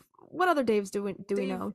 David Bowie, Dave Bowie, David Letterman, Dave Letterman. There's a lot of Daves, but are there 12 Daves? No. Do they all celebrate Christmas? All right, the 12 Days of Christmas. They say, and found out that popular song that we all know with the confusing lyrics, Partridge in a Pear Tree, and the two turtle doves, the three French hens, etc., has special meaning behind them. I never knew all of this. I didn't know this. No. So, a bit of modern folklore claims that the song's lyrics were written as a catechism song to help young Catholics learn their faith, at a time when practicing Catholicism was criminalized in England between 1558 until 1829. Practicing Catholicism was criminalized? I suppose so. I never knew. So there is no primary evidence supporting this claim, and no evidence that the claim is historical or, quote, anything but a fanciful modern-day speculation. I have a question. Yeah. So, this is England, right? I'm thinking of like the movie The Witch, where they are like puritanical. Isn't that in the 1600s? Like they're not Catholic. Right. They follow some other kind of like Church of England. I don't know. Right. Yeah, maybe like the Puritans, or because that family's like kicked out, right? They're ostracized. Yeah, they were shunned from their village, but I don't remember on what grounds. I don't know. Okay, continue. So the theory is a relatively recent origin. It was first suggested by the Canadian English teacher and hymnologist Hugh D. McKellar in a short article titled How to Decode the 12 Days of Christmas. It was published in 1979. In a later article, it was published in the music journal The Hymn, Hymn, and he reiterates that the associations are his. The idea was further popularized by a Catholic priest. Does that stand for friar? Father Hal Stockert. Do you ever watch Sex and the City, that episode where Samantha's trying to bang the priest? Yeah. Yep. And she called him Friar Fuck. Yep. I love her. So Father Hal Stockert, in an article he wrote in 1982 and posted online in 1995. So here's the rundown I'm of sorry. Like a priest up on technology posting online in 1995. 1995. Good He was for ahead him. of his time, right? Good for him. So for each, I guess, verse of the song, right? Because we all know that song, 12 da na na na na na na na na na na, and a partridge in a pear tree. Each number for each verse of the song stands for in the Bible, and I had no idea. So here's the rundown: the partridge in the pear tree was Jesus Christ. Okay. The two turtle doves stood for the Old and New Testaments. So that's what each dove represents. The three French hens stood for faith, hope, and love. The four calling birds were the four Gospels of Matthew, Mark, Luke, and John. The five golden rings were called the Torah, or the Law, the first 5 books of the Old Testament. The 6 geese a-laying stood for the 6 days of creation. The 7 swans swimming represented the 7-fold gifts of the Holy Spirit: prophecy, serving, teaching, exhortation, contribution, leadership, and mercy. The 8 maids a-milking were the 8 Beatitudes. The 9 ladies dancing were the 9 fruits of the Holy Spirit: love, joy, peace, patience, kindness, goodness, faithfulness, gentleness, and self-control. This is triggering me. Right? Yeah. This is like shit we had to memorize for like confirmation. Yes, exactly. Continue. Exactly. The 10 lords a-leaping were the 10 commandments. The 11 pipers piping stood for the 11 faithful disciples, and the 12 drummers drumming symbolized the 12 points of belief in the Apostles' Creed. So, although there is no proof that this is why the song came to be, it is interesting to read about. A lot of the times faith cannot be proven. No, faith can never, he says a lot of the times faith cannot be proven. How about all the time faith cannot be proven? It's called science. It's a personal thing, right? If something cannot be proven, it's spirituality, and that's subjective. So that's really cool. Thanks for putting that in. I had no idea. I had no idea either. I was like, this is blowing my mind. And although that was very triggering, I don't remember it ever singing that song in Catholic school, right? I feel like it became a more secular song for Christians. I don't remember ever associating this song with religion or Catholic or CCD school. Anyway, sorry to trigger you, everybody. It's okay. We're gonna get back to more music. Rock and roll. Sex, drugs, and rock and roll. Rock and roll and witchcraft. Here we go.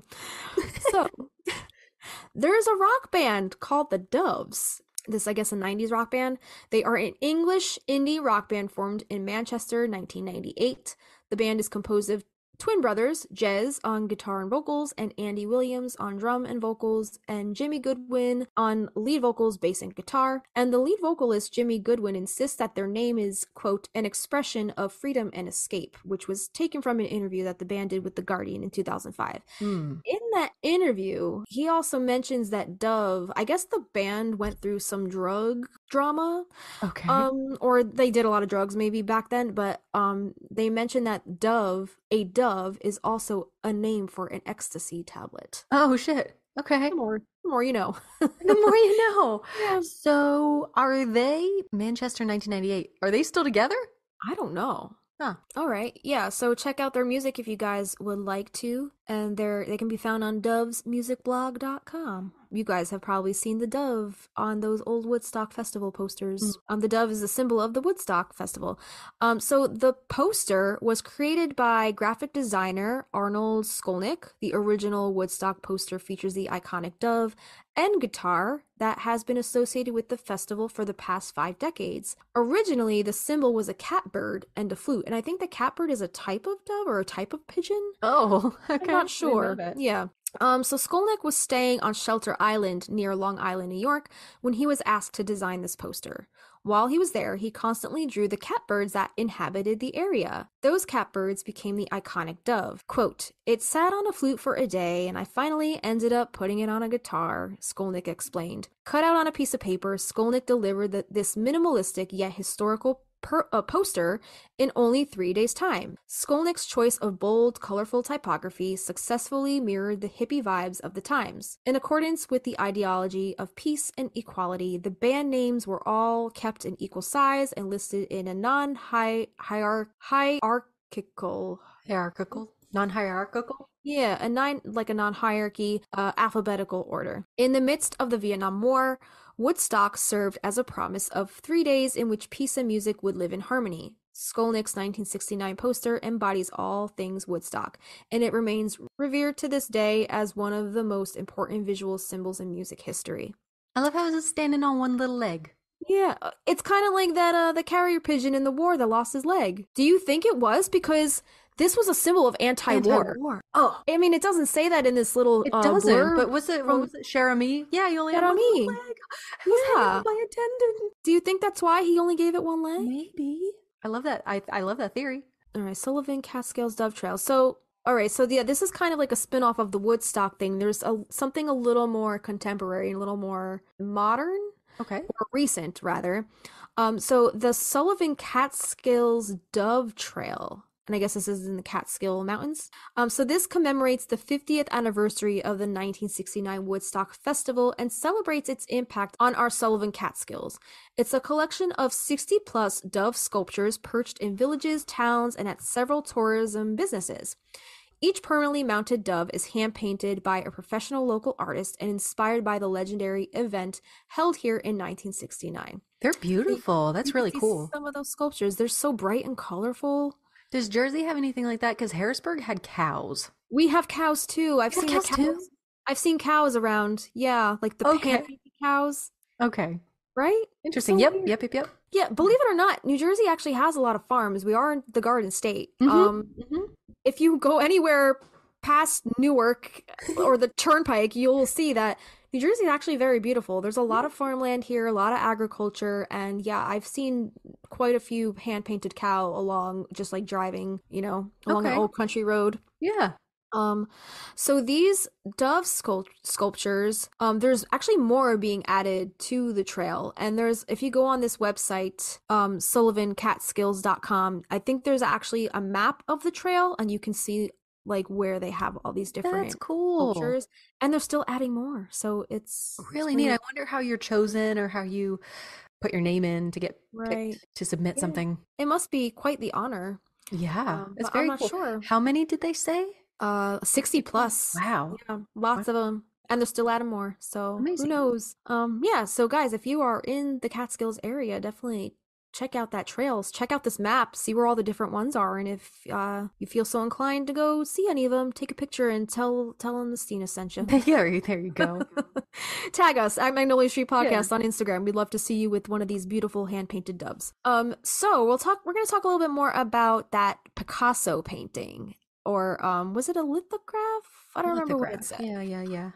But he did an art piece of the dove. And this article is called How Picasso's Dove of Peace Became a Worldwide Symbol of Hope and Unity. And this was written by Nay Olivia Waga. And this was posted on Forbes. This article is from Forbes.com. In 1949, Pablo Picasso created, quote, Dove of Peace, also known as Colombe. This simple yet profound artwork was designed for the World Peace Congress in Paris and has since become an iconic symbol of hope and unity. Measuring just 9.4 by 7.5 inches, the original Dove of Peace features an abstract representation of a white dove against a vibrant black background. The choice of colors and subject matter carries deep symbolism, especially considering the global context at the time. World War II had left the world in turmoil. Picasso, a vocal advocate for peace, sought to contribute to the conversation on disarmament and reconciliation through his art. The dove was an apt choice to convey his message. The inspiration for the illustrated dove came through a Milanese pigeon gifted to Picasso by his fellow artist Henri Matisse. That was another one of my favorite artists. I always really liked Matisse. Picasso's rendition of the dove is striking in its simplicity. He employs minimal lines and shapes to capture the essence of the bird. The angular, abstract approach adds a contemporary relevance to the piece, emphasizing its urgency. The white of the dove represents purity and peace, while the black and blue background symbolizes the vastness of the sky and the potential for global unity. His works remind us that peace is an active pursuit that requires collective effort. Again, going back to what we were saying before, it takes both sides of both parties in a relationship to make that peaceful relationship work. The impact of Dove of Peace extends beyond the canvas. It has been adopted as a symbol by numerous peace organizations and activists worldwide. Over the years, the image has appeared on posters, banners, and even postage stamps, uniting people who share a commitment to the cause of peace. The power of Picasso's Dove of Peace lies in its ability to inspire change and meaningful conversations. Picasso believed that art had a role to play in addressing the issues of the time, and this artwork exemplifies that belief. In the following years of his first dove painting, up until his death, he included the symbol in many other works. Furthermore, Picasso's dedication to peace was not confined to his art. He donated many of his works, including Dove of Peace, to peace organizations actively contributing to their efforts to prevent and support in solving conflict. Picasso's commitment to peace demonstrates the potential for artists to make a real-world impact. Picasso's Dove of Peace, later also captured with an olive branch, which also stands for peace, symbolizes hope and unity that transcends its status as a work of art. Its simplicity and abstraction conveys a timeless message that resonates with people worldwide. Picasso's devotion to peace, both as an artist and an activist, still serves as an inspiring example of how art can play a significant role in promoting positive change. So art can be activism, right? Art is activism.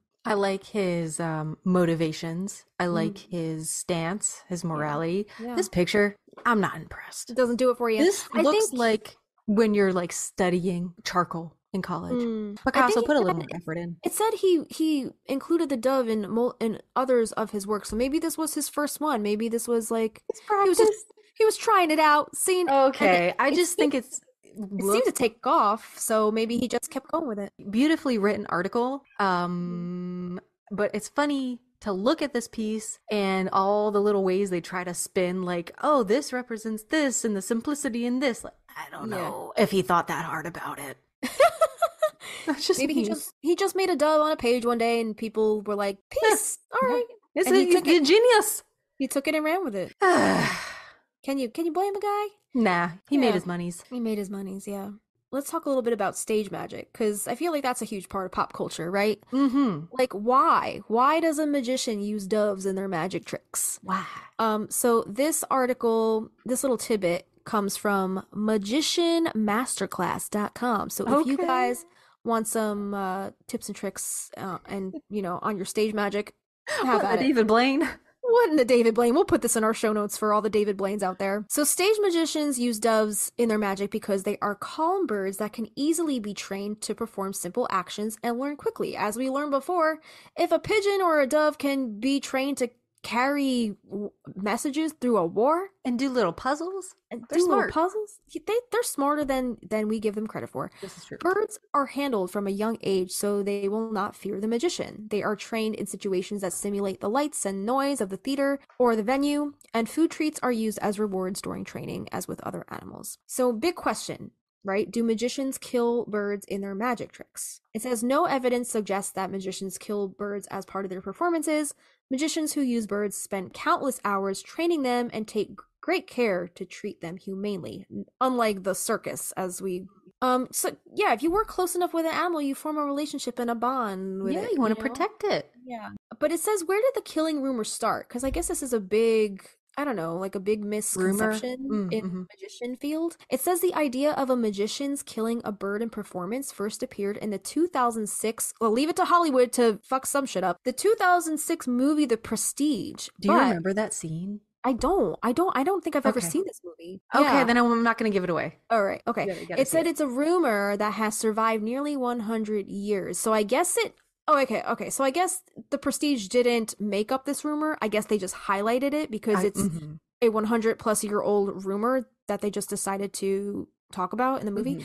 According to a post on Movies Stack Exchange, a story spread that magician Harry Keller, he killed a canary every time he presented the vanishing birdcage effect. An inquiry took place and Keller proved that this was not the case.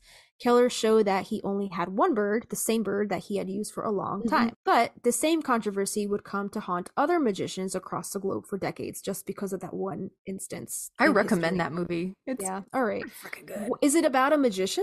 It's about like dueling magicians, kind of like The Illusionist. I don't know if you remember that one too. Yeah, I've seen that one. All right. I think The Prestige is Hugh Jackman and Christian Bale. Okay. Girl, it's got a good twist at the end. You and Avi would like this movie. It's good. Ooh, all right, I'll add it to my list. I wanted to touch on that.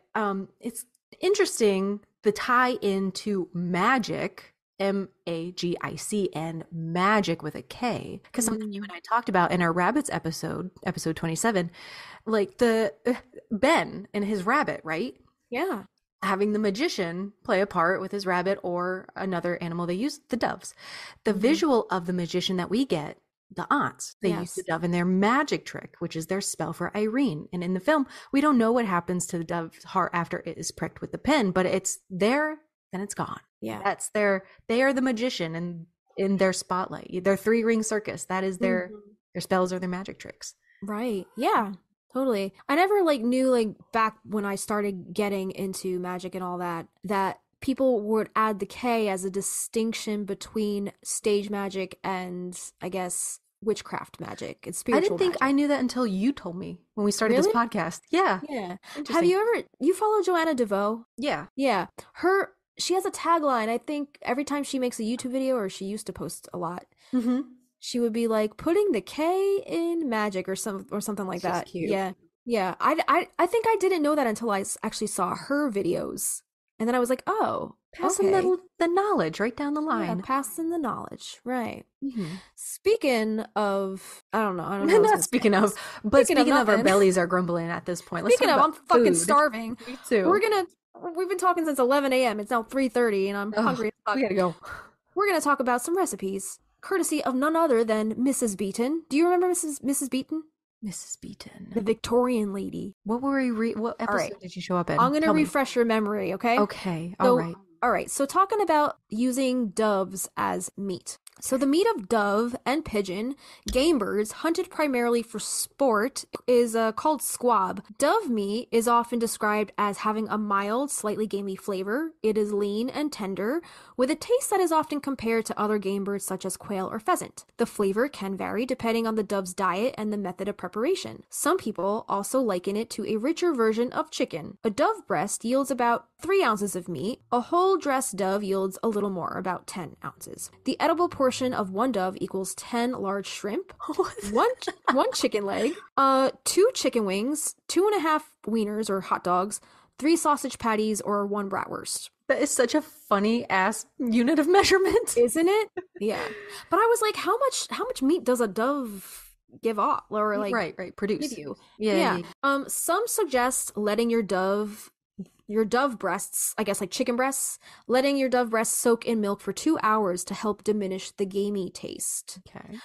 Also, real interesting, me and Avi went to a restaurant recently where we had a wild boar bolognese, and they had it prepared traditionally with, I guess beef or chopped meat, but then they also had a different version of the bolognese with wild boar, and they soaked it in, I guess they sauteed it or soaked it in chocolate.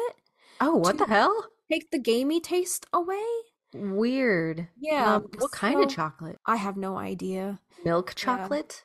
Yeah. No, probably some kind of dark chocolate. But they cooked it with the chocolate to take the gamey taste away. Oh, wow. So I guess soaking like chicken breast or a dove. Well, chicken's not really gamey, but dove breasts, I guess they are. I've never had it, so I don't know. But I guess soaking it in milk helps to diminish that taste. All right. So after they have soaked, pat them down with a paper towel prior to preparing them however you wish to prepare them. Several species of pigeons and doves are used as food. However, all types of them are edible. Domesticated or hunted pigeons have been used as a source of food since the time of the ancient Middle East, ancient Rome, and medieval Europe. It is familiar meat within Jewish, Arab, and French cuisines. According to the Tanakh, doves are kosher, and they are the only birds that may be used for a korban. Is that like a spiritual dinner? I'm really not sure what korban is. Sacrificial offerings. Yeah. Described and commanded in the Torah. Other kosher birds may be eaten but not brought as a korban. Pigeon is also used in Asian cuisines such as Chinese, Assamese, and Indonesian cuisines. In Europe, the wood pigeon is commonly shot as a game bird, while rock pigeons were originally domesticated as a food species, and many breeds were developed for their meat-bearing qualities. The extinction of the passenger pigeon in North America was at least partly due to shooting for use as food. Mrs. Beaton's book of household management, do you remember her from our Victorian episode? I don't, but now that you're bringing her up, I do now. So she contains recipes for roast pigeon and pigeon pie, a popular inexpensive food in Victorian industrial Britain.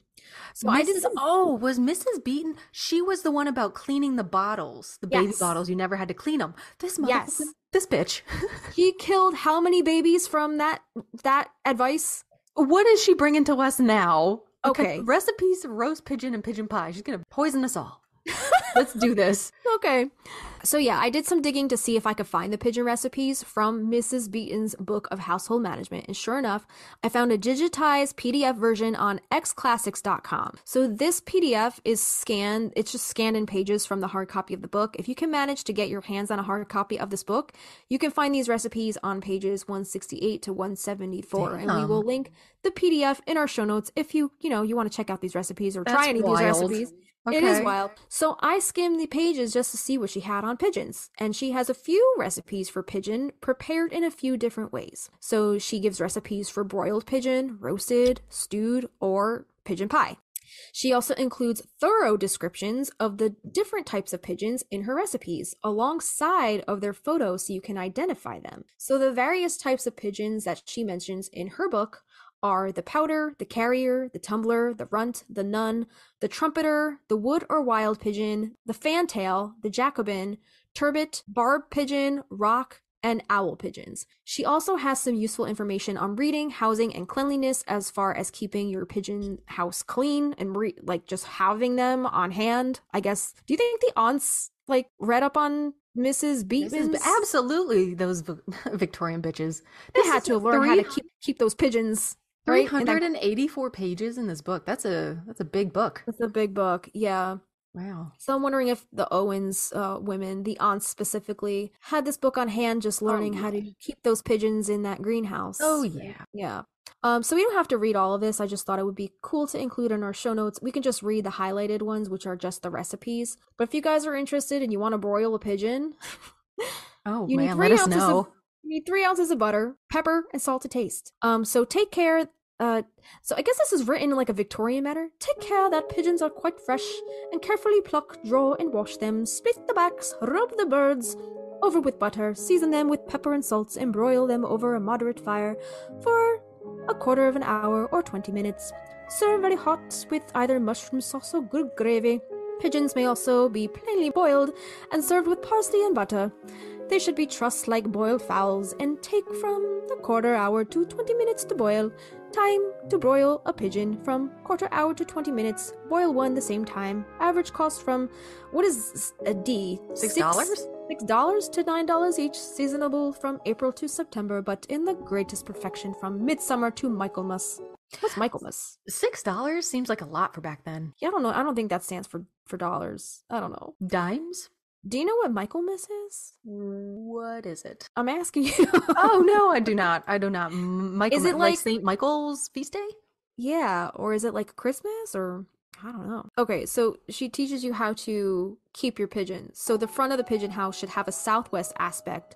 And if a room be selected for the purpose, it is usual to break a hole in the roof, so windows, I don't know, of the building for the passage of the pigeons, but which can be closed at convenience. A platform ought to be laid at the entrance for the pigeons to perch upon, with some kind of defense against strange cats, which will frequently depopulate a whole dovecot. Yeah, although cats are dangerous neighbors for the birds, they are necessary to defend them from the approach of rats and mice, which will not only suck the eggs, but destroy the birds. The platform should be painted white and renewed as the paint wears off. White being a favorite color with pigeons, and also most conspicuous as a mark to enable them to find their house. The boxes ought also to be similarly painted and renewed when necessary, for which purpose lime and water will do very well. So, the aunts have the lime on hand, right? They have the lime and the lye. I think she's guessing. She's on white, or they're drawn to white. I don't know. She clearly didn't know shit about shit because babies were dying. They were dying. Bacteria, Beatman. Ironically enough, because now she goes into the necessity of cleanliness. Bring it. Talking about pigeons, or housing pigeons. As cleanliness in human habitations is of the first importance, so is it the pigeon house. There, the want of it will soon render the place of nuisance, not to be approached, and the birds, both young and old, will be so covered with vermin and filth that they will neither enjoy health nor comforts, whilst early mortality amongst them will be almost certain. I like how she cares more about pigeons than babies. Yeah. In some cases, the pigeon house is cleaned daily, but it should always be done at any rate once a week, and the floor covered with sifted gravel frequently renewed. Pigeons being exceedingly fond of water, and having the prescience of the coming of rain, they may seem upon the housetops waiting upon it until late in the evening, and then spreading their wings to receive the luxury of the refreshing shower. That's cute. When they are confined in a room, therefore, they should be allowed a wide pan of water and to be often renewed. This serves them for a bath which cools, refreshes, and assists them to keep their bodies clear of vermin. And then she has one more little bit on breeding. So in breeding pigeons, it is necessary to match a cock and hen and shut them up together or place them near to each other, and in the course of a day or two, there is little doubt of their mating. Various rules have been laid down for the purpose of assisting to distinguish the cock from the hen pigeon, but the masculine forwardness and action of the cock is generally so remarkable that he is easily ascertained. The pigeon being monogamous, the male attaches and confines himself to one female, and the attachment is reciprocal, and the fidelity of the dove to its mate is proverbial. At the age of 6 months, young pigeons are termed squeakers, and then begin to breed, when properly managed. Their courtship and the well-known tone of voice in the cock just then acquired and commencing are indications of their approaching union. Nestlings, while fed by cock and hen, are termed squabs, and are at the age sold and used for the table. The dove house pigeon is said to breed monthly when well supplied with food. At all events, it may be depended upon that pigeons of almost any healthy and well-established variety will breed 8 or 9 times in the year, whence it may readily be conceived how vast are the numbers that may be raised. Check out this book. We'll link it in our show notes. It's a whole PDF. It's more than just pigeons. There's a lot. There's a lot of recipes, and the recipe section right after this was rabbit recipes. That's so funny. Yeah. We gotta keep her on a... is there a table of contents in her book? I'm sure there is. I'm sure we can pull her into other episodes. Yeah, maybe in the beginning of the PDF. This was volume 2, though, so maybe she definitely had to have done a volume 1. It's a sequel. Yeah. So all of chapter, Roman numerals, XXL, it's all poultry recipes. And she does general observations on game. She does game recipes, so all birds, I guess, birds and rabbits and whatever else you can find in a field when you're hunting game. She does all recipes for all of that. She also does vegetable recipes, pudding and pastries. They're just recipes. If you want to check them out, try them out if you have access to all Use your discretion. Type of game. Exactly. Yeah. But I think that's all we have for today as far as the I love the idea of what we talked about, how to incorporate the dove into your magic. And let us know if the dove resonates with you, if it has a special place in your magical practice or just in your life. magnoliastreetpodcast@gmail.com. Just a reminder, you can check out all of the sources pertaining to today's episode via our hero page. The link is in our show notes. And thanks again to our patron and Palmiers for creating this app and keeping creators like us organized. If you guys do want to support the podcast on Patreon, you can support us for as little as $1 a month. That's our seedling tier, and that gets you access to our patron-only polls where you get to weigh in on what topics you would like us to talk about next. It also gets you our monthly calendar so you can see what topics we have coming up for the month, and it also gets you a welcome shout out on the show. Our $3 Lavender Bud tier gets you our show notes for each episode in an aesthetically pleasing PDF, our after hours posts, if there's any extra tidbits or behind the scenes info pertaining to any of our episodes, we'll post those along with a blog post or extra photos, and access to our specially curated Spotify playlists. We have created playlists for our WMSR episodes as well as Production Dream playlists for each song episode, and more. Our $5 Lilac tier gets you access to our private Facebook community where we host a monthly live stream. Plus, you'll get access to our Discord server where we host our monthly watch parties.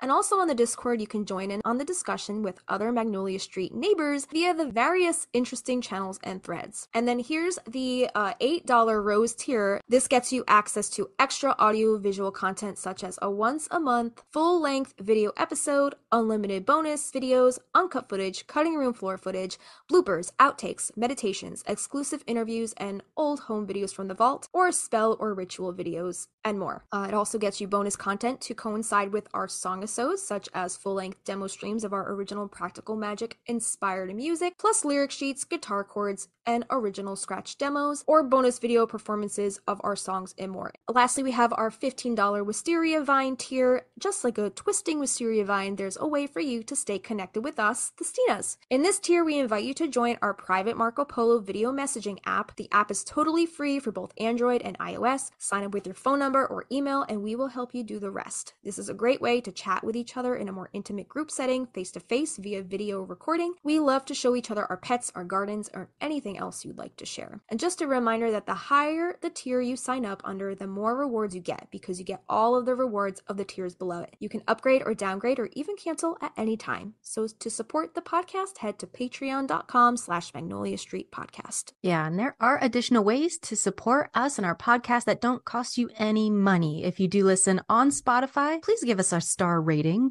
If you listen to us on Apple Podcasts, please give us a written review. We love sharing those on our Instagram. And if you're on Instagram, we would really appreciate any reposts or blurbs about our podcast. And make sure to tag us at Magnolia Street Podcast in your feed, posts, stories, and share us with your Practical Magic loving friends. We also have some merch. Head over to our Teespring. We have lots of designs. Some of them are going away after season 1. I have to go take those down. I haven't yet. So get them while they're still there. And that link can be found in our Koji links over on our Instagram. We're Magnolia Street Podcast everywhere. All right, I'm about to go eat some pigeon. I'm about to nom some pigeon. Yeah. I'm so hungry. Me too. I'll talk to you a little later. I'm Christina. I'm Justina. We'll see you next time. And Coraline, we'll see you next time. Say bye. Bye. At the house on Magnolia Street, would you go down to Magnolia Street where the wisteria grow wild? At the house of magic and mystery, so would you go down to Magnolia Street? You want to show them how you coo like a pigeon? Look at that butthole. Look at that. I'm just kidding. Look at that bubblegum starfish.